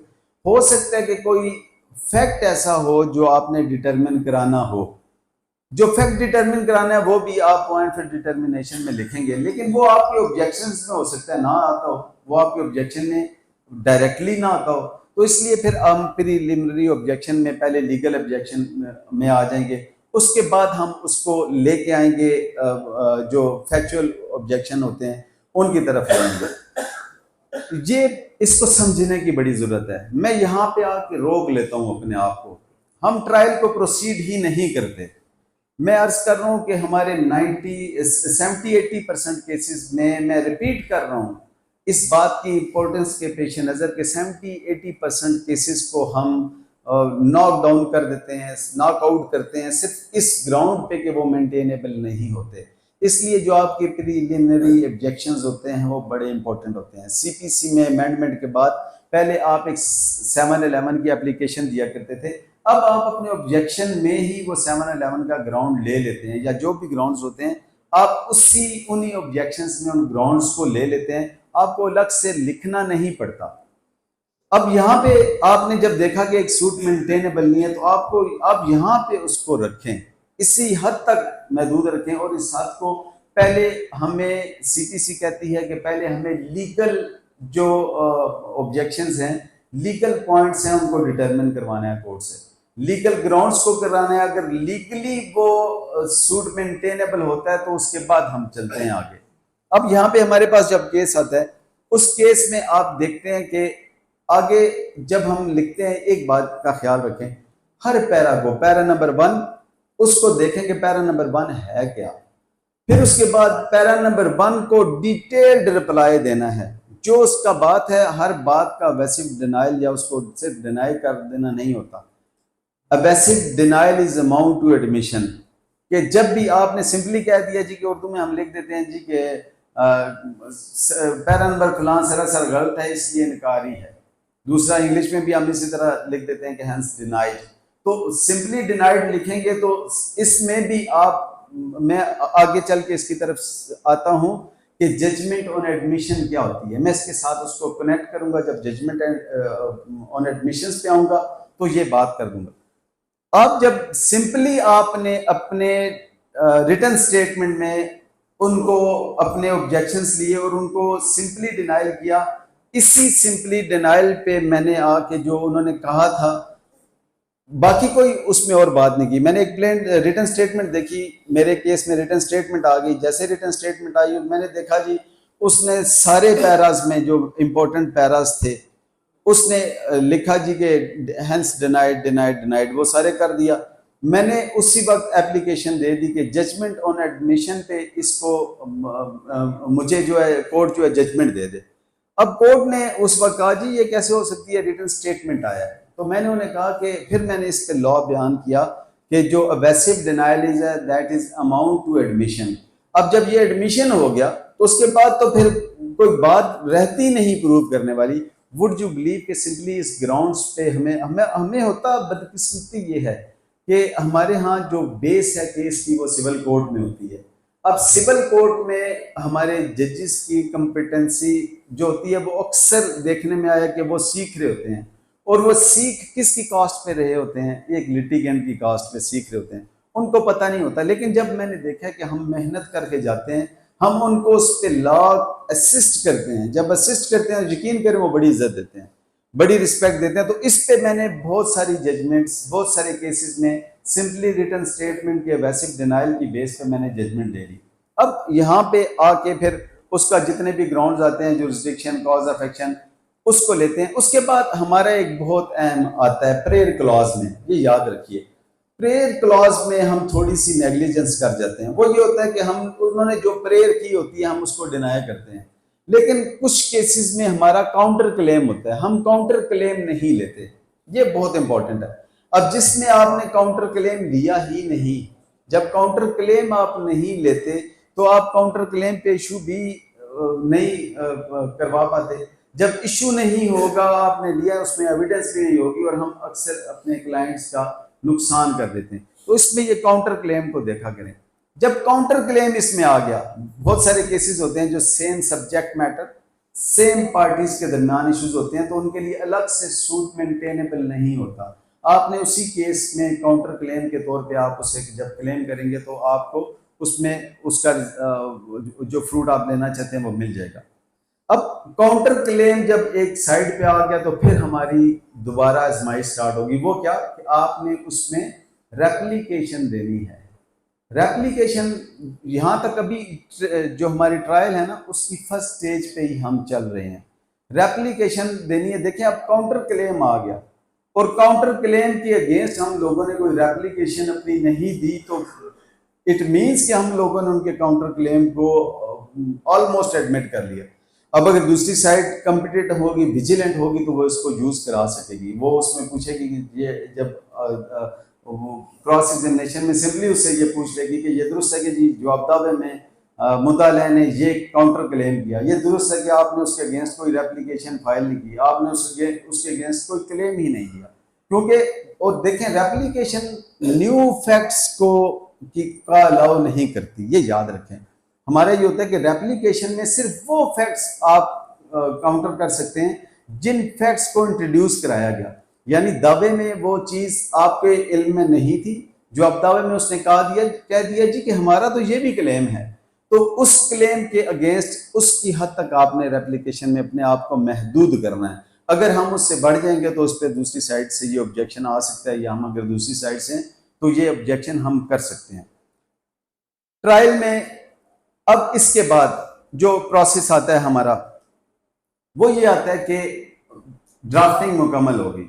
ड्राफ्टिंग मुकम्मल होने के बाद बहुत अहम रोल होता है जिसे हम इग्नोर करते हैं, वो रोल है फ्रेमिंग ऑफ इशू का। जब भी फ्रेमिंग ऑफ इशू होगी तो आपने फ्रेमिंग ऑफ इश्यूज, उन इश्यूज को बड़े गौर से देखना है और उन इश्यूज में देखना है कि क्या जो आपके क्लेम्स हैं उन क्लेम्स की हद तक इशू फ्रेम हुआ है कि नहीं हुआ। अगर उस क्लेम की हद तक इशू फ्रेम नहीं हुआ तो आपको अमेंडेड एप्लीकेशन, अमेंडेड प्लान की एप्लीकेशन देनी चाहिए। आपको फ्रेमिंग ऑफ इशू की, एडिशनल इशू की देनी चाहिए और उसके बाद आप इशू फ्रेम कराते हैं। अब जरूरत क्या होती है, देखें अब इस स्टेज पे सपोज आपके उस इशू को ओवरलुक किया गया तो आपका केस वो रिमांड होके आ जाएगा, ट्रायल कोर्ट में दोबारा रिमांड होके आ जाएगा। अगर आप ये एप्लीकेशन नहीं देते तो आप अपने क्लाइंट का नुकसान कर रहे होते हैं। हम उस केस में समटाइम्स बहुत, यानी proper framing of issue trial के हवाले से बहुत ज़रूरी है। अब हमारा इंस्टीट्यूशन ऑफ सूट हो गया, सूट के बाद हमारा जब समनिंग आई, समनिंग का प्रोसेस जो उसमें सारा अडॉप्ट हो गया, उसके बाद नेसेसरी पार्टीज आ गई, कुछ उनके हद तक एक्स पार्टी हो गई। उनके एक्स पार्टी होने के बाद फिर आपने प्लान रिटन स्टेटमेंट जमा करवा दिया, रिटन स्टेटमेंट के बाद इश्यूज भी फ्रेम हो गए।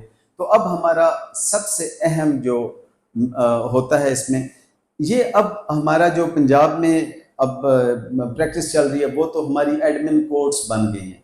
अब एडमिन कोर्ट्स क्या करती हैं कि दावे और जवाब दावे के बाद वो पहले देखती हैं कि सूट मेंटेनेबल है कि नहीं। अब इसका बहुत बड़ा पर्पज है। देखें, मैं अपने आप को रोक रहा हूँ इस स्टेज के तक, मैं रिपीट कर रहा हूँ कि हमारे 70 to 80% केसेस जो है ना वो इन लिमिनी कंट्रोल पॉलिसी के तहत यहाँ ही डिसाइड हो जाते हैं। अब ये देख लें कि इस पे तवज्जो किसने दिलानी है, अदरवाइज तो कोर्ट के पास वो करने को और बहुत काम है। तो हम लोगों ने इस पे तवज्जो दिलानी है कि ये सूट बेसिकली प्रोसीडेबल नहीं है। अब यहाँ पे अगर आपने वो जजमेंट ऑन एडमिशन में ले लिया मैटर को, या 711 में आप ले के आके आप प्रॉपरली उसको एजिटेट किया और एजिटेट करने के बाद आपने वो डिसमिस करवा दिया दवा। अब यहाँ पे ये होता है, इश्यूज जब फ्रेम होते हैं तो इश्यूज के फ्रेम होने में भी आप देखा करें कि प्रीलिमिनरी इश्यूज भी इसमें होते हैं। वो कौन से इश्यूज होते हैं जो पहले डिसाइड होने चाहिए, कि तमाम लीगल इश्यूज जो हैं वो पहले डिसाइड होने चाहिए। अगर कोई सूट मेंटेनेबल नहीं है, बार्ड बाय लॉ है, किसी तरह किसी को कॉज ऑफ एक्शन हासिल नहीं है, लोकस स्टैंडर्ड हासिल नहीं है किसी भी हवाले से, तो हमें यहाँ ही आके रिस्ट्रिक्ट करके सिविल लिटिगेशन को यहाँ पे ही ख़त्म कर देना चाहिए।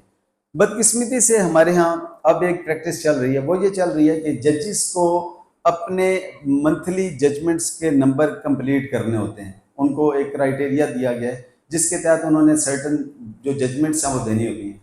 अब जजिस उन जजमेंट्स को देने के लिए इवन के केस को समझ चुके होते हैं, वो समझने के बावजूद भी वो केस जो है टेक्निकल ग्राउंड पे डिसाइड नहीं करते।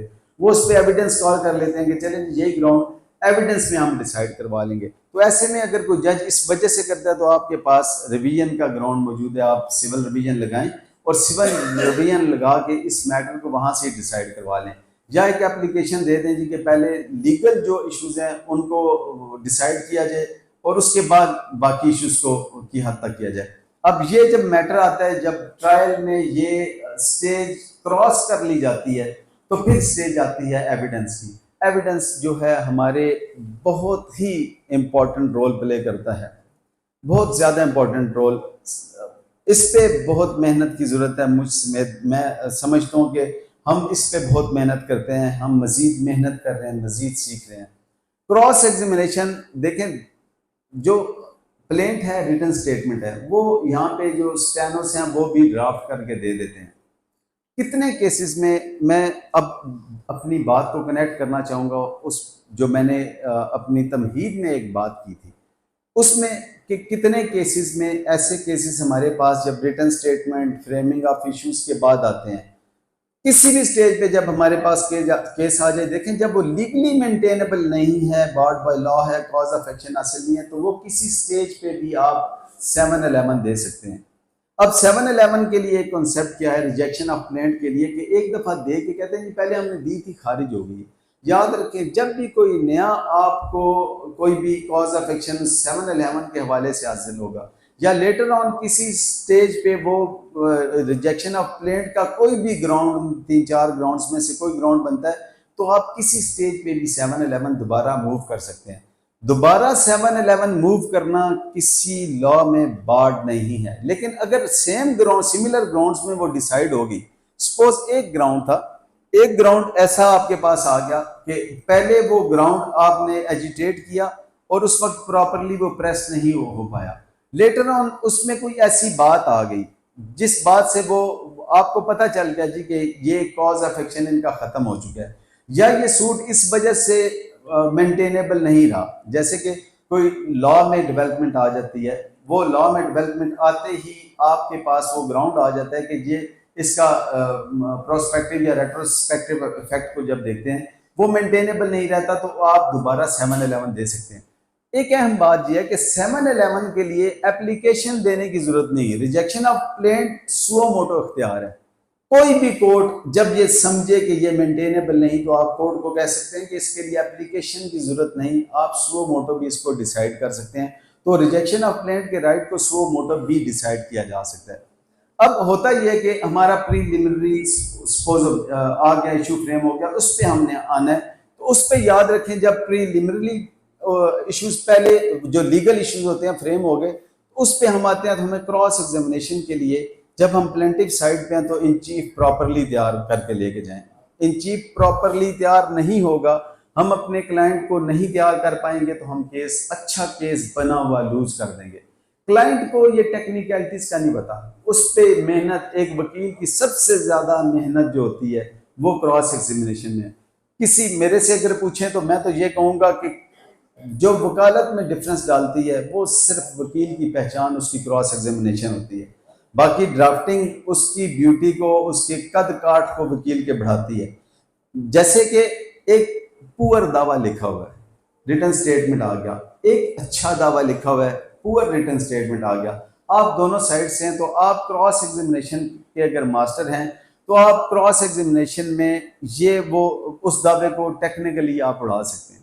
कितने केसेस में अल्हम्दुलिल्लाह जब वो हमारे पास आए तो उसमें इवन के कुछ केसेस में मेरे पास अगर कोई दोस्त इंटरेस्टेड हो उसमें, तो मैं उसको क्रॉस एग्जामिनेशन की कॉपीज प्रोवाइड कर सकता हूँ।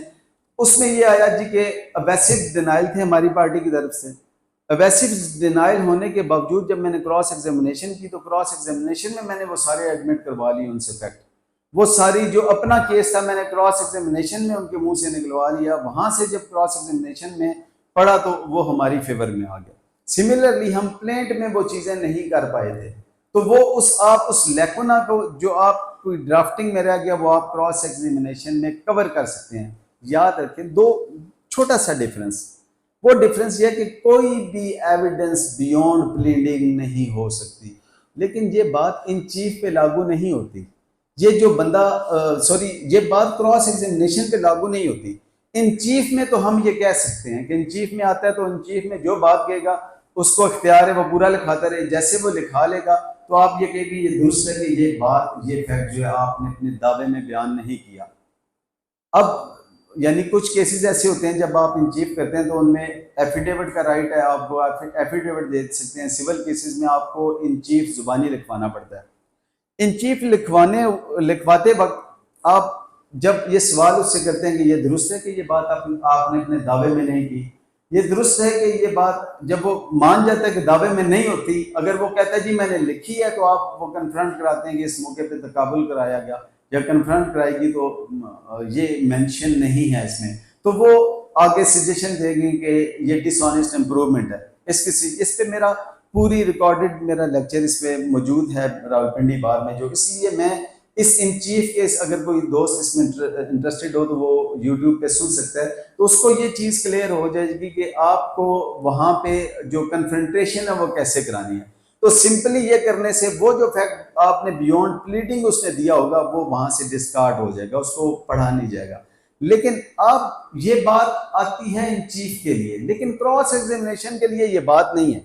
क्रॉस एग्जामिनेशन में आप कोई भी सवाल जो रेलेवेंट हो या अदरवाइज रेलेवेंट हो, रेलेवेंट से क्या मुराद, रेलेवेंट से मुराद जो डायरेक्ट उससे रेलेवेंट, लेकिन कुछ सवालात ऐसे होते हैं जो रेलेवेंट डायरेक्टली नहीं होते लेकिन अदरवाइज रेलेवेंट होते हैं। तीसरे चौथे सवाल में आप उनका मकसद ये कर देते हैं। इस पे भी अलग से मेरी डिस्कशन उस पर मौजूद है, मेरी गुजारिशात उसमें मौजूद है कि आप किस तरह रेलिवेंट बनाते हैं। क्योंकि मैं अपने टॉपिक मैंने कंक्लूड करना है अपने इस ट्रायल को, तो मैं उसी की हद तक आऊँगा कि आप वहाँ इन चीफ में उससे सवालात करके क्रॉस एग्जामिनेशन में उससे प्रॉपर सवालात करके आप अपने केस को बना सकते हैं।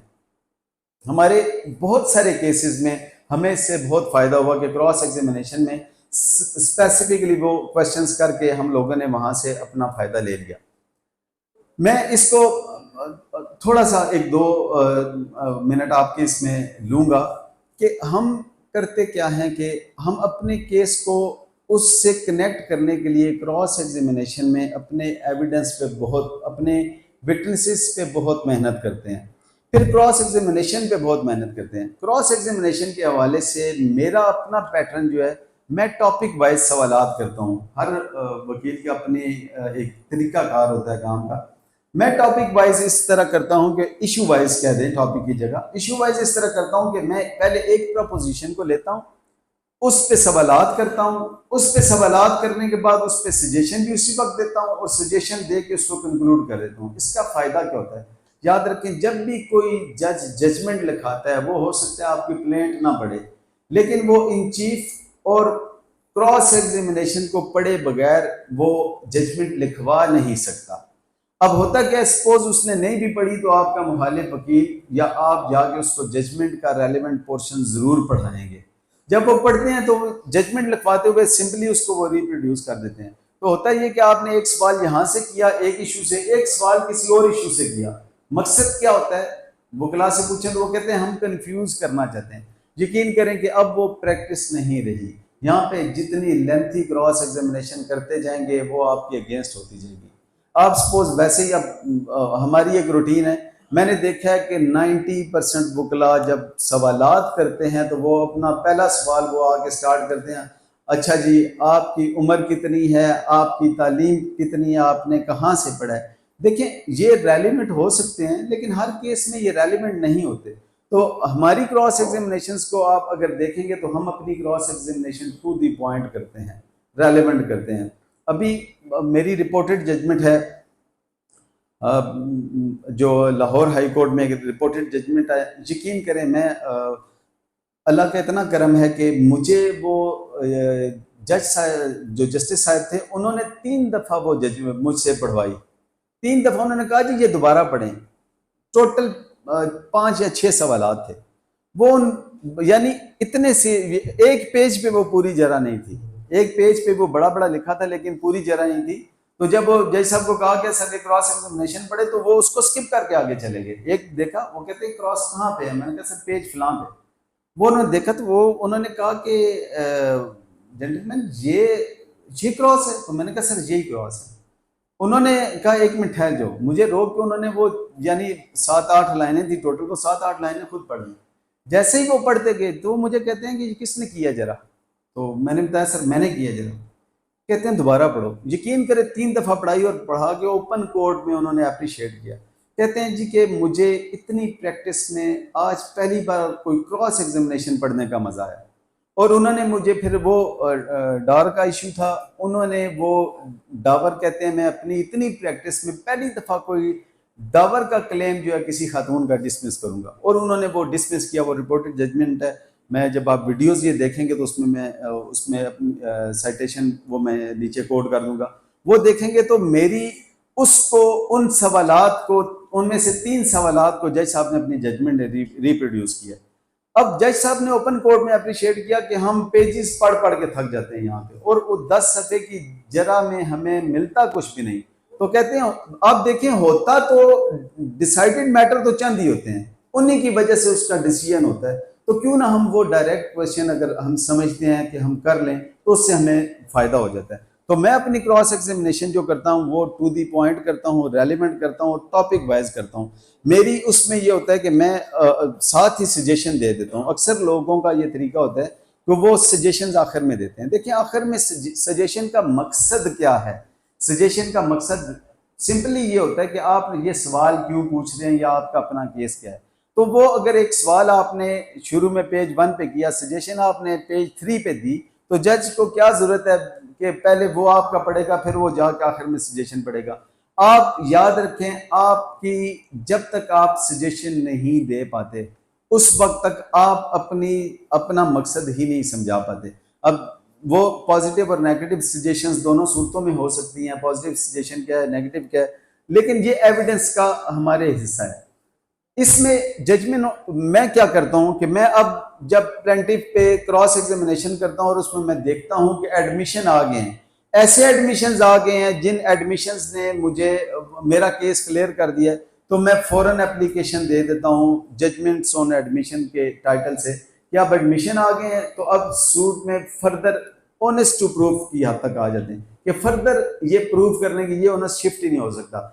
लेकिन जब प्लेंटिफ खुद एडमिशन कर लेता है आपके फैक्ट्स को, जब वो एडमिशन कर लेता है तो उसके लिए एविडेंस का आना जरूरी नहीं होता। तो उसी स्टेज पे आप ये कर दें कि मैं यानी बहुत सारे केसेस में, मैंने अभी एक लेटेस्ट केस मैंने किया है, किसी एक सेशन जज साहब के रेफरेंस से वो केस आया हुआ था।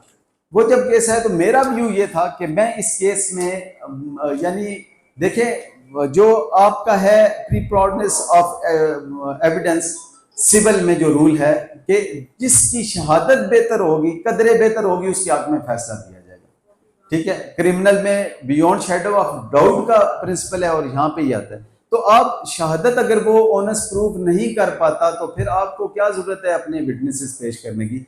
मैंने अपने क्लाइंट को ये एडवाइस किया जी कि क्योंकि ऑनेस्ट टू प्रूफ था प्लेंटिफ अपने ऑनेस्ट को प्रूफ नहीं कर पाया, तो अब हमें इस केस में एविडेंस नहीं देनी चाहिए। देखिए ये बड़ी जरूरत का फैसला होता है।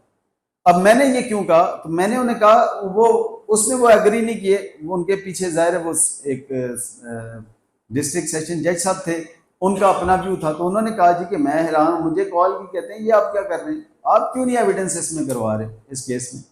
तो मैंने उनको जज साहब को मैंने कहा जी मैं अपने तरीके से काम करता हूँ, और वो तरीका ये है कि मैं नहीं चाहता कि हमारे केस में जब वो ऑनेस्ट प्रूफ नहीं कर पाए तो मैं नहीं चाहता कि हम कोई हमारा विटनेस कोई ऐसा एडमिशन कर दे जो अदरवाइज उसके अगेंस्ट आ जाए। वुड यू बिलीव कि वो जाहिर है वो उन्होंने फिर ऑप्शन लिया। ये ऑप्शन तो हमेशा आपके क्लाइंट के पास होता है, उसने डिसाइड करना होता है। उसने डिसाइड किया अपने रिस्क पे कि जी उन्होंने कहा जी हम एविडेंस करवाएंगे। उन्होंने एविडेंस जब करवाई ना जी, उस एविडेंस में ऐसे ब्लंडर हमारे, डिस्पाइट कि हम लोगों ने अपने विटनेस पे बहुत मेहनत की हुई थी, हमने बहुत तैयार किया हुआ था विटनेस को। मेरे अक्सर मुझे ये सवाल आता है कि विटनेस को तैयार नहीं करना चाहिए, विटनेस को प्रॉपर तैयार करना चाहिए। मैं सिर्फ विटनेस की तैयारी से मुराद ये है कि उसे आपने झूठ नहीं हम लोगों ने सिखाना कि ये झूठा क्लेम ले। तैयारी से मुराद ये है कि आप उसको केस का बताएं, वो काम आदमी है, उसे नहीं पता कोर्ट का प्रोसीजर क्या है। हम इस तरह अपने विटनेस को तैयार करके वहां पे प्रॉपर लेके जाते हैं। उसके बावजूद हमारे विटनेस ने बहुत सारे एडमिशंस कर लिए। अब जो प्लेंटिफ था उनके काउंसिल के पास आर्गुमेंट के लिए कुछ नहीं था, लेकिन हमारे क्लाइंट ने उसे आर्गुमेंट के लिए बहुत कुछ दे दिया। डिस्पाइट दैट मैंने यही कोर्ट में आर्गुमेंट अपने पेश किए जी कि ओनस हमारे ऊपर शिफ्ट नहीं हुआ। जब ओनस हमारे ऊपर शिफ्ट उस वक्त होगा जब प्लेंटिफ अपना ओनस प्रूफ कर पाएगा। अब शिफ्टिंग ऑफ जो ओनस है इसको समझना बहुत जरूरी है। देखें ओनस जो होता है कुछ केसेस में डिफेंडेंट के जिम्मे होता है, जिसमें जिस तरह की कोई बेनिफिशियरी है, उसने कोई गिफ्ट है, सपोज गिफ्ट का केस है, अब वो कोई बेनिफिशियरी है तो उस पर ओनस प्रूव हो जाता है। अदरवाइज प्लेंटिफ पे हमेशा होता है ओनस। उसने जब शिफ्ट नहीं किया तो आप वहां क्लेम कर सकते हैं। मैंने अपने आर्ग्यूमेंट को इस हद तक महदूद रखा कि पहले ओनस प्रूव करना है प्लेंटिफ ने। अब मेरे केस में कोई लैकुनस हैं या कमियों की वजह से वो मेरी एविडेंस से अपना फायदा नहीं ले सकता, ये भी लॉ है। अब इस पे करके मुझे ये मुश्किल हुई कि मेरे क्लाइंट ने खुद उन्हें बहुत सारे ग्राउंड्स दे दिए। तो इसलिए हम कोशिश करें कि वो हर केस में एविडेंस की जरूरत नहीं होती, लेकिन एक प्रैक्टिस चल रही है, जजेस भी अप्रिशिएट नहीं करते, जजेस भी कहते हैं दोनों तरफ से आने दें। लेकिन हम यही करते हैं कि इसमें अगर आप नुकसान क्या होगा कि अगर आप एविडेंस करते हैं तो समटाइम्स आपका अपना क्लाइंट अपने मुंह से अपना नुकसान कर जाता है। टेक्निकल सवाल आते हैं, उनको लॉ का नहीं पता होता, उन टेक्निकलिटीज की वजह से वो मार खा जाते हैं। एविडेंस पे मैं मजीद इसलिए कोई डिस्कस नहीं करूंगा कि एविडेंस पे मेरी बहुत सारी डिस्कशंस यूट्यूब में मौजूद हैं, आप देख सकते हैं। तो बहुत लंबा और लेंथी सा सब्जेक्ट है, इसलिए मैं उसकी तरफ नहीं जाऊंगा। आज फ्राइडे है, फ्राइडे की वजह से अब मैं इसको कंक्लूड करना चाहूँगा कि इसके बाद जब एविडेंस प्लेंटिफ की होती है, ओनस प्रूफ कर पाएगा तो शिफ्ट होगी डिफेंडेंट पे, और बाज का ये डायरेक्ट डिफेंडेंट पे आती है, वो शिफ्ट का अगर ओनस प्रूफ करेगा तो फिर प्लेंटिफ पे आएगी। अब ये दोनों जब हो जाते हैं तो उसके बाद डॉक्यूमेंट्री एविडेंस की आ जाती है। मैं इस स्टेज पे रिपीट कर रहा हूँ कि हम ये करते हैं कि अगर एडमिशन आ जाए किसी विटनेसेस में और हमारे केस के लिए सफिशिएंट हो तो हम उसी पे एप्लीकेशन दे के जजमेंट ऑन एडमिशन ले लेते हैं। अब इसके बाद जो स्टेज आती है वो स्टेज आती है आर्ग्यूमेंट की। आर्ग्यूमेंट जब ये डॉक्यूमेंट्री एविडेंस की। डॉक्यूमेंट्री एविडेंस के लिए मैं आपको ये अर्ज करूंगा, हमारी प्रैक्टिस भी ये है और लॉ भी ये है कि जितनी भी डॉक्यूमेंट्स हैं जो फैक्ट होते हैं, जैसे वो फैक्ट किया बयान किया उसके साथ वो डॉक्यूमेंट लगा दें। सपोज वो कहता है कि मेरे फादर ने ये प्रॉपर्टी 1999 में परचेज की, तो आप उसकी जो रजिस्ट्री थी उसकी ये रजिस्ट्री है, इसको बतौर एग्जिबिट सच एंड सच पेश करता हूँ। उसके बाद मेरे भाई ने ये गिफ्ट किया, उसकी ये पेश करता हूँ। उसके बाद इस तरह हर यानी क्लाइंट आपके बयान में जब उस इन चीफ करा रहा हो वो अपने इन चीफ में करा दे। याद रखें मोस्ट इंपॉर्टेंट इसमें फैक्टर ये होता है कि हमारे दोस्त कहते हैं कि सबसे आखिर में हम दे देंगे। आखिर में जब आप डॉक्यूमेंट्री एविडेंस देते हैं तो उस पर नुकसान ये होता है कि एक तो आपकी क्रॉस एग्जामिनेशन हो गई, उसके बाद डॉक्यूमेंट्री एविडेंस दिया तो आपकी दोबारा क्रॉस एग्जामिनेशन का राइट दूसरे कौंसल को अवेलेबल हो जाएगा। जब एविडेंस क्रॉस एग्जामिनेशन के बाद कोई डॉक्यूमेंट आप देंगे, उसे एडिशनल डॉक्यूमेंट के तौर पे लाएंगे या जब भी देंगे तो वो आपका इस तरह आ सकता है। अब इसमें डॉक्यूमेंट्री एविडेंस के हवाले से एक इंपॉर्टेंट बात है, कुछ डॉक्यूमेंट ऐसे होते हैं जो लिस्ट ऑफ रिलायंस में लगे होते हैं, जो लिस्ट होती है लिस्ट ऑफ डॉक्यूमेंट्स में लगे होते हैं, ऐसे डॉक्यूमेंट्स आप पेश कर सकते हैं। लेकिन कुछ डॉक्यूमेंट्स होते हैं जो हमसे रह जाते हैं, हम पेश नहीं कर पाते, तो उसका तरीका ये होता है जब आपके पास आपकी पोजीशन में वो डॉक्यूमेंट मौजूद है तो उसको फौरी तौर पे आपको करना ये है कि आप उसको कन्फ्रंट, जैसे एविडेंस में सवाल करता है ये दुरुस्त है जी कि आपने इसमें अपनी मलकियत का कोई सबूत दावे के साथ नहीं लगाया, फौरी तौर पे आपका ये जी मेरे पास मौजूद है। अब उस वक्त वो अपने उसको प्रेजेंट करके, ऑल्दो कि ये टेक्निकली मुश्किल होता है, लेकिन आप उस वक्त क्लाइंट की को ये समझाएं कि जैसे ही ये सवाल करेगा तो ये जो आपके केस में कमी रह गई है आप इसको पूरी कर सकते हैं। इस तरह आप जाके डॉक्यूमेंट्स जो होंगे वो वकील के बयान में नहीं होंगे। जो मोस्ट इंपॉर्टेंट बात है, जो भी डॉक्यूमेंट होगा डॉक्यूमेंट के लिए डॉक्यूमेंट का जेन्युइन होना जरूरी है, रेलिवेंट होना जरूरी है, डॉक्यूमेंट का जेन्युइन हो, रेलिवेंट हो। उसके अलावा वो वकील की स्टेटमेंट में डॉक्यूमेंट नहीं होगा, इसलिए जो भी होगा वो उसमें आप करा दें। इस तरह जब हमारी एविडेंस हो जाती है, इसके बाद जो रह जाती है उसके लिए आप एडिशनल एविडेंस की दरख्वास्त दे सकते हैं। विटनेसेस की जो है लिस्ट ऑफ विटनेसेस, सिर्फ उन विटनेसेस का लिस्ट देना जरूरी होता है जो विटनेसेस आप थ्रू कोर्ट बुलवाना चाह रहे हैं, CWs।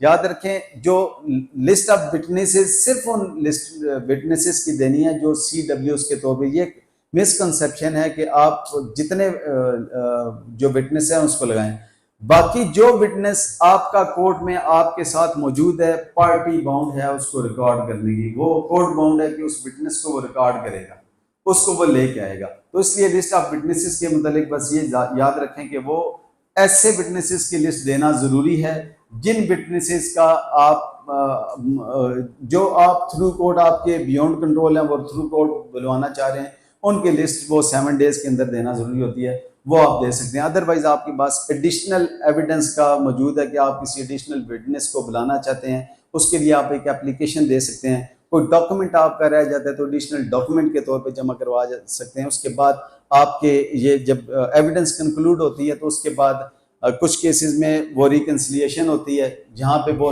ऑप्शंस नहीं होते, फैमिली केसेस में स्पेशली होता है, जहाँ पे नहीं होते तो फिर फाइनल आर्गूमेंट होते हैं।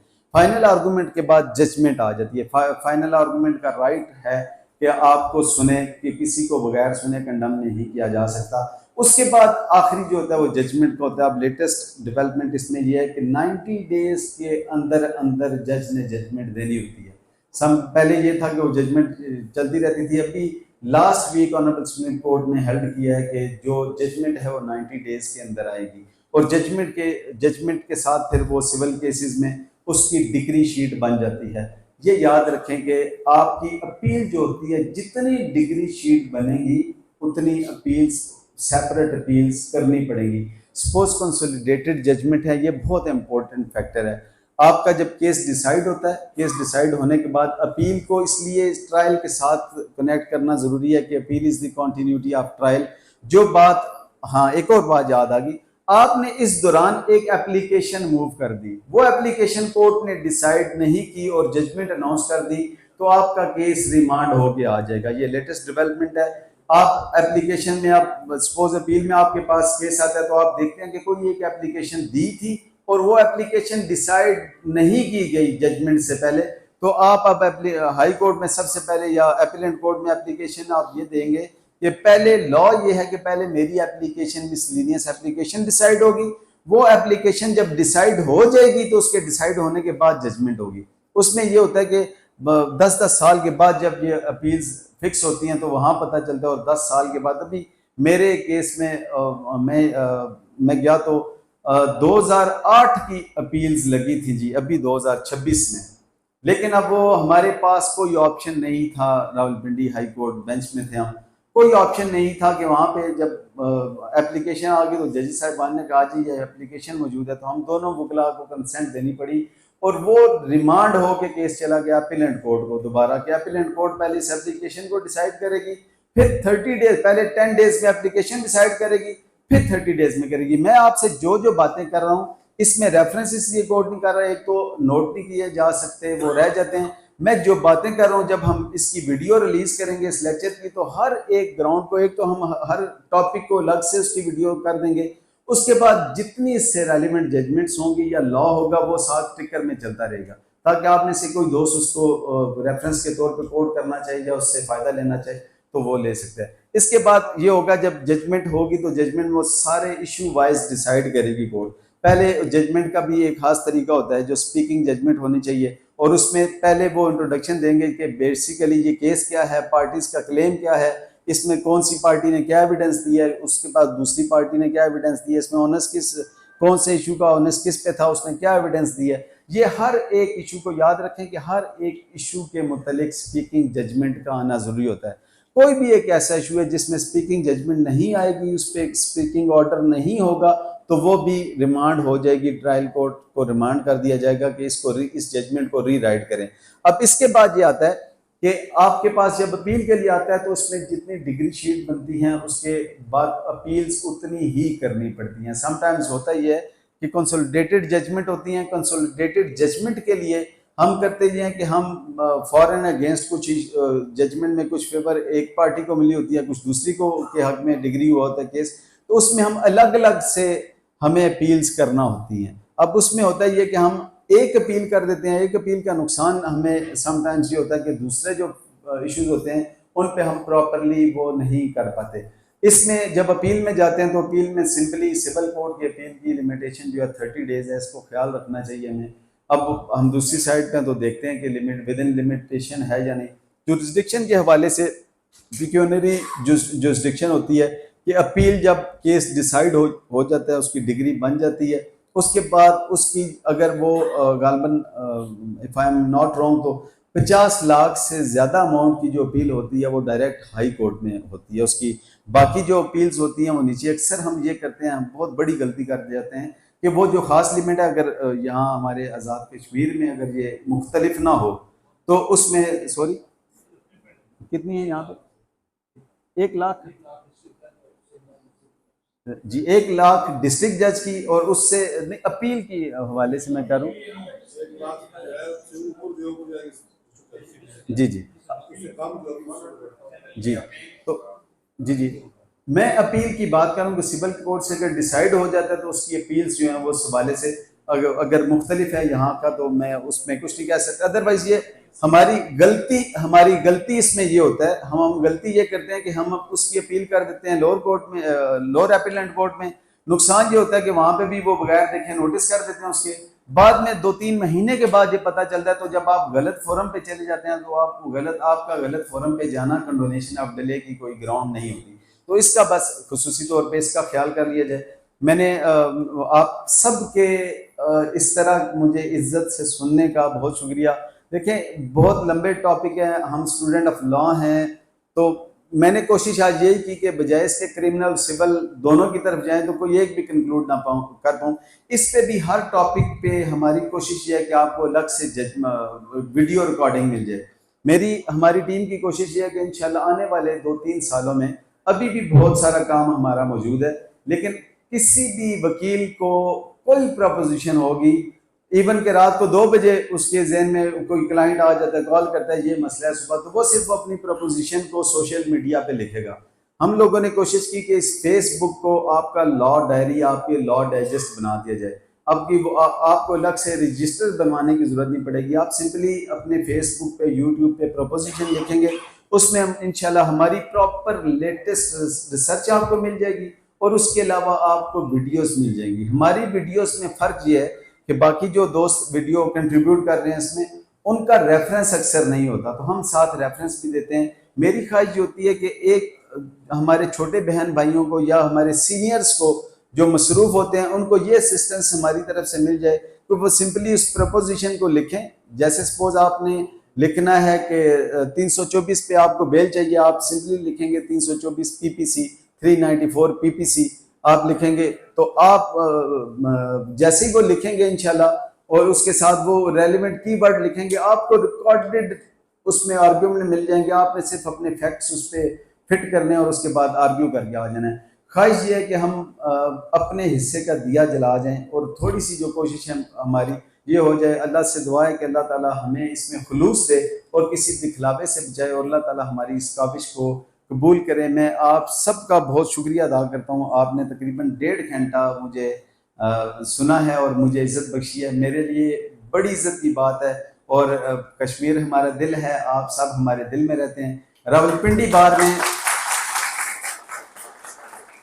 में मैं आपको दावत भी देता हूं कि किसी दोस्त को रावलपिंडी बार एसोसिएशन में के हवाले से कोई काम हो, हमारा ऑफिस आपके लिए इस्टेब्लिश ऑफिस है हमारा सदर में जीपीओ चौक में, और इसी तरह मॉर्निंग ऑफिस है हमारा, वहाँ पे आपको प्रॉपर स्टाफ मिलेगा, प्रॉपर सेटअप मिलेगा। आप आएंगे, आप सिंपली आके वहाँ पे आप सिर्फ अपने मेहमान के तौर पे तशरीफ रखेंगे, बाकी काम हमारी टीम करेगी। वहाँ पे आपने सिर्फ अपने क्लाइंट की सेटिस्फेक्शन के लिए कोर्ट में अपीयर होना है। वहाँ पे जो दोस्त आते हैं, वो जो भी आएगा वो हमारा मेहमान है, मैं इंतज़ार करूँगा। और इसके अलावा आपको ये आप सब के लिए, एक छोटे भाइयों के लिए गिफ्ट है कि हमारी तमाम की तमाम ड्राफ्टिंग तकरीबन 23,000 के करीब केसेस हमारे गूगल ड्राइव पे मौजूद हैं। आप में से किसी को भी ज़रूरत हो तो आप हमारे चैनल की सब्सक्रिप्शन में जाएं, वहाँ से गूगल ड्राइव पे जाएं, तो आप वहाँ पे कीवर्ड लिखेंगे तो आपको रेलिवेंट इंशाल्लाह मिल जाएगी। आई होप कि वो आपको बहुत सारा उससे आपको फ़ायदा हो। अल्लाह ताला हमें सबको एक दूसरे के लिए मुफीद बनाए और अपनी उम्मत के लिए, आका सल्लल्लाहु अलैहि वसल्लम की उम्मत के लिए हमें कारआमद बनाए। आप सबका बहुत बहुत शुक्रिया जी सर। अच्छा, मेरे लिए बड़ी इज्जत की बात है और ये क्वेश्चन आंसर का जो सेगमेंट है मेरा पसंदीदा सेगमेंट है। इसके अलावा भी किसी को हो तो मेरा मोबाइल तकरीबन हर वक्त खुला ही रहता है। आप मुझे वॉइस नोट भेज देंगे तो मैं इंशाल्लाह कोशिश करूंगा आपको प्रॉपर्ली वीडियो बनाने की। जी मेरे जी जी you are here and among us, or I am also thankful to the lecture and the seminar committee of Central Bar Association. Sir, you delivered such a nice lecture. Thank you. I would like to how as a lawyer can affect of the preponderance of the evidence 4159 को इसको जजेस को इस्तेमाल करते हैं as a lawyer, how को take benefit of this proposition? बड़ा ज़बरदस्त क्वेश्चन है जी। देखें, वकील तो होता ही वो है कि जो अपने क्लाइंट की खूबियों को हाईलाइट करे और उसकी खामियों पे पर्दा डाले। अब बेसिकली होता ये है कि हमारे जो अक्सर यंग दोस्त हैं, देखें प्रीपोर्टेंस ऑफ एविडेंस का स्टेज उस वक्त आता है जब आपकी एविडेंस गुजर चुकी होती है और फाइनल आर्ग्यूमेंट को आप आर्ग्यू कर रहे होते हैं। फाइनली जब उसको आर्ग्यू करते हैं तो याद रखें, आप अपनी मेरा तरीका वारदात नहीं कहूँगा वो, क्योंकि हम वो क्रिमिनल प्रैक्टिस करते हैं। मेरा तरीका कार जो है, मोटस ऑपरेंडी जो है, वो थोड़ा सा मुख्तलिफ इस हवाले से कि मैं अपने अगेंस्ट जो केस होता है उसको भी बयान करता हूँ, क्योंकि मुझे पता है कि मेरी गैर मौजूदगी में जो आएंगे फाजिल कौंसल, उन्होंने जब बयान करना है तो हो सकता है ऐसी कन्फ्यूजन वो क्रिएट कर दें जो मैं बाद में क्लियर ना कर सकूं। तो मैं उसमें ये करता हूं कि अपनी फेवर में जो एविडेंस होती है उसको हाईलाइट करता हूं, उसको पढ़ता हूं उसके बाद कंक्लूड करते हुए मैं अपने जो ओपोनेंट काउंसिल होते हैं उनके जो होते हैं, अब मैं ये करता हूं कि मैं पहले आर्गुमेंट कर देता हूं, मैं इंतजार नहीं करता कि मेरा दूसरा काउंसिल आए और वो आर्गुमेंट करे। वो मैं आके आर्गुमेंट करता हूं और आर्गुमेंट करके अपने अगेंस्ट जो मेरा उसमें लॉ होता है उसको मैं बयान करने की कोशिश करता हूं कि मेरे अगेंस्ट इसमें ये जो प्रपोजिशन डेवलप हो रही है वो ये लॉ है, और ये लॉ इस तरह मुझसे रेलिवेंट नहीं है, इस तरह डिफरेंट होता है। तो उसमें होता यह है कि हमारे, मैंने देखा कि आपने व्हाट नॉट टू से, वकालत में जो सबसे इंपॉर्टेंट है व्हाट नॉट टू से। इवन के मैं अपने उस्ताद मोहतरम मकसूद हुसैन कुरैशी साहब मेरे दूसरे उस्ताद थे जिन्होंने, जिनके ऑफिस से मैंने सीखा, अल्लाह ताला उनकी मग़फ़िरत फरमाए, अल्लाह दर्जात बुलंद करे। फर्स्ट टाइम जब मैंने आर्ग्यूमेंट किया केस में, तो मैं खड़ा हुआ तो आर्ग्यूमेंट करते ही मैंने वहां पे बता दिया जी कि ये जो हमारी ये प्रॉपर्टी मरी में है, और मैं आर्ग्यू कर रहा था पिंडी में। ठीक है, जैसे ही मैंने ये आर्गुमेंट शुरू किया तो ना कुरैशी साहब ने फौरन ना मुझे मेरा हाथ दबाया, हाथ दबा के वो बात को किसी और तरफ ले गए, और बात को किसी और तरफ ले जाके ना उन्होंने कवर कर लिया। तो उन्होंने मुझे जो पहला सबक दिया था, जो मैंने फर्स्ट आर्गुमेंट किए थे, उन्होंने मुझे पहला सबक दिया था। उन्होंने क्या कहा कि व्हाट नॉट टू से, ये बड़ा इंपॉर्टेंट है। आपने फौरन सबसे पहले बताया जी कि सब्जेक्ट मैटर मरी में है, तो आपकी तो जैसा किसी बात पे आपका सूट ही मेंटेनेबल नहीं है। तो कहते हैं कि मुझे पता है कि मैंने सूट इसलिए फाइल किया कि पार्टीज का उनको नोटिस गए और कंप्रोमाइज हो जाएगा, और हो गया। इसमें ये बात याद रखा करें कि केस में देखा करें, हम केस फाइल कर देते हैं, अक्सर केसेस में केस नहीं बन रहा होता उस वक्त जो हमारे पास होता है, लेकिन लेटर ऑन जजेस उसमें कोई ऐसा लॉ दे देते हैं या दूसरी साइड से कोई ऐसी लैकुना निकल आता है जिससे हमारा केस बन जाता है। तो इसमें हमें ख्याल ये करना है कि जो चीज़ हमारे अगेंस्ट है उस चीज़ को हम कोशिश करें सप्रेस करने की। वकालत झूठ बोलने का नाम नहीं है। वकालत ये है कि अपने क्लाइंट को की खूबियों को अच्छे अंदाज से पेश करना और उसकी खामियों में पर्दा डालना। इसकी छोटी सी एग्जांपल दूंगा। हमारे एक रावलपिंडी बार से एक जज इस्लामाबाद हाई कोर्ट में एलिवेट हो गए। वो वहाँ पे जब एलिवेट हुए तो वो उनके अपने हवाले से था कि वो शौकीन मजाज थे, वो यानी शराब को वो नशा नहीं समझते थे। तो हुआ ये कि वकील साहब आए ना, तो वकील साहब ने आके ना वो बेल खारिज कराने के लिए ना, वो स्टेट काउंसिल, उन्होंने कहा सर 2000 बोतलें शराब की पकड़ी गई, 2000 इससे। तो जज साहब ने क्या हुआ, सिर्फ 2000 बोतलें पकड़ी गई, सिर्फ 2000 बेल अलाउड।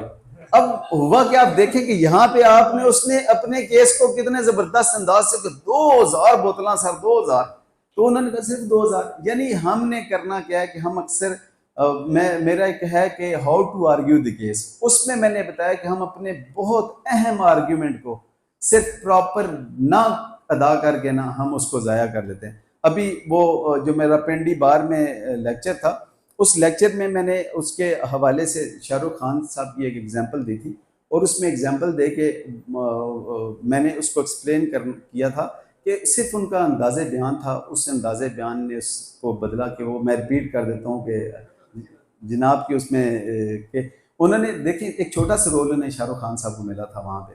आपको पता है कि शाहरुख खान साहब को जो डर फिल्म थी उसमें वो साइड हीरो भी नहीं थे, उनको सिर्फ उनका बियॉन्ड द कैमरा एक रोल था, उन्होंने फोन पे थ्रेड करना होता था। लेकिन वो उसके बाद हुआ ये कि वो हीरो बन गए और सनी देओल साहब का उसमें रोल नहीं रहा। तो वो ये था सिंपली उन्होंने एक कॉल करनी थी और कॉल करने से कहना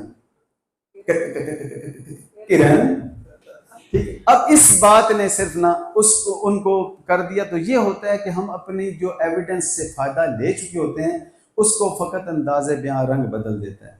आपने उसको इतनी खूबसूरती से पेश करना होता है, ये कमाल हमारा एविडेंस में होता है। इसमें मैं बस शॉर्टली, मुझे पता है टाइम ज़्यादा हो गया, ये बात मेरी बहन ने कर दी तो मैं बताऊं कि इसमें हमारा जो अंदाजे बयां होता है, जैसे कि एक वक्त था हमारे यहाँ रावलपिंडी में बहुत ज़्यादा ब्लास्ट होते थे, तो उस वक्त लोग कहते थे 6 धमाके होंगे आज, ठीक है। अब वो 6 धमाके जो थे वो बिल्कुल ही यानी ऐसा लगता था हुआ ही कुछ नहीं, जबकि शुरू में पता चला यार बहुत बड़ा धमाका हुआ है, यार आज एक बहुत बड़ा धमाका हुआ है। अच्छा क्या हुआ यार, उसमें यार 3 बंदे मार गए हैं यार उस धमाके में।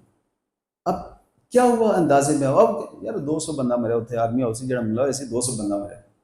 अब ये 200 बंदा मरा, लेकिन मैंने अपने कहने के अंदाज से 200 बंदे का मरना ज़ाया कर दिया, जबकि वो एक जो बेचारा मरा था ना जी, उसका मरने को बयान किया। यही होता है कि हम पता है कि हम सलीस उर्दू की तरह पढ़ होते हैं। एक लॉयर को, एक वकील को बहुत अच्छा एक्टर होना चाहिए। जब वो बात कर रहा हो तो उसकी बात से अपने क्लाइंट का दर्द छलक रहा हो, फिर उसको जब उसमें शायरी का हवाला आता है तो शेर को उस अंदाज से पढ़े। तो ये जो आपका कमाल होता है, ये कमाल जो है, ये आपकी उस जो आपने अचीव किया होता है उसको बहुत अहम बना देता है। और जो अचीव, मैं आपको बताऊं, हम एक दिन ऑफिस में बैठे थे तो वैसे एक्टिंग के हवाले से बात आ गई, तो मैंने अपने सब एसोसिएट्स को कहा जी कि आपने सुबह इस केस में आर्ग्यू करना है। तो मेरे एसोसिएट ने 12-13 एसोसिएट्स हैं, इनमें से 2 माशाल्लाह यहाँ पे मौजूद हैं। इनको भी जब मैंने कहा तो कहते हैं, मैंने कहा नहीं, तो कहते हैं क्या। फिर जब मैंने इन्हें किया ना तो यकीन करें उनमें से हमारी 2 फीमेल एसोसिएट्स ने रोना शुरू कर दिया। जब मैंने वो आर्गूमेंट उसमें शुरू करके मैं उसकी स्टेज पे पहुंचा ना कि उस बेचारी को के साथ क्या क्या जुल्म हुआ है वहां पे, ठीक है। तो ये चीजें होती हैं कि फकत अंदाजे में रंग बदल देता है। तो उस पर आपने अच्छी एविडेंस ले ली, लेकिन आप आर्ग्यू करके भी वकील उससे फायदा नहीं उठा सके तो उसका कोई फायदा नहीं। एट द सेम टाइम आपने देखना यह है कि आपका जो आर्ग्यूमेंट है उसमें आपका ओपनिंग सेंटेंस क्या है। ओपनिंग सेंटेंस बहुत इंपॉर्टेंट होता है। आप अगर ओपनिंग सेंटेंस ऐसा फेंक जाते हैं, ऐसा करते हैं कि आपकी पूरी उसको कैच कर लेता है, दरमियान में चलता है, और उसके बाद आखिरी जो चीज होती है आपकी क्लोजिंग सेंटेंस, इन बिटवीन जो बातें हैं वो रूटीन में चलती रहती हैं। ओपनिंग सेंटेंस और क्लोजिंग सेंटेंस आर्गुमेंट में बहुत अहम होता है। वकील को चाहिए कि वो इन दोनों चीज़ों को बहुत ख्याल रखे और अपनी प्रेजेंटेशन को बेहतर बनाए, और इंशाल्लाह उसी से वो फ़ायदा उठा सकता है। मैं आप सबका बारे दीगर बहुत शुक्रिया अदा करता हूँ। सवालात के लिए कोई भी हो मुझे आप मैसेज कर देंगे, इंशाल्लाह मैं प्रॉपर्ली रिस्पॉन्ड करने की कोशिश करूँगा। Thank you. Thank you so much sir.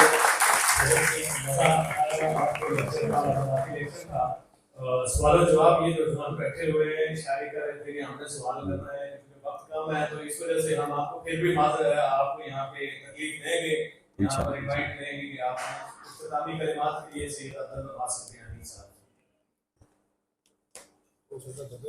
मैं सर वो जो आपने इशारों की बात की वो मैंने भी देखे थे, लेकिन मुझे एक लतीफ़ा याद आ गया कि एक खातून थी, वो सिग्नल क्रॉस कर गई, वो पीछे उस ट्रैफिक वाला भाग रहा था, बार बार सीटियां मार रहा, सुना नहीं। कोई 2 किलोमीटर दूर जाके उन्होंने उससे रोका और कहा कि बीबी कितनी देर से सीटियां मार रहा हूँ, आप सुनती नहीं? उन्होंने कहा मैं शरीफ लड़की हूँ, मैं सीटियों पे नहीं रुकती। तो मैंने भी आपके इशारों को इसलिए नहीं सुना।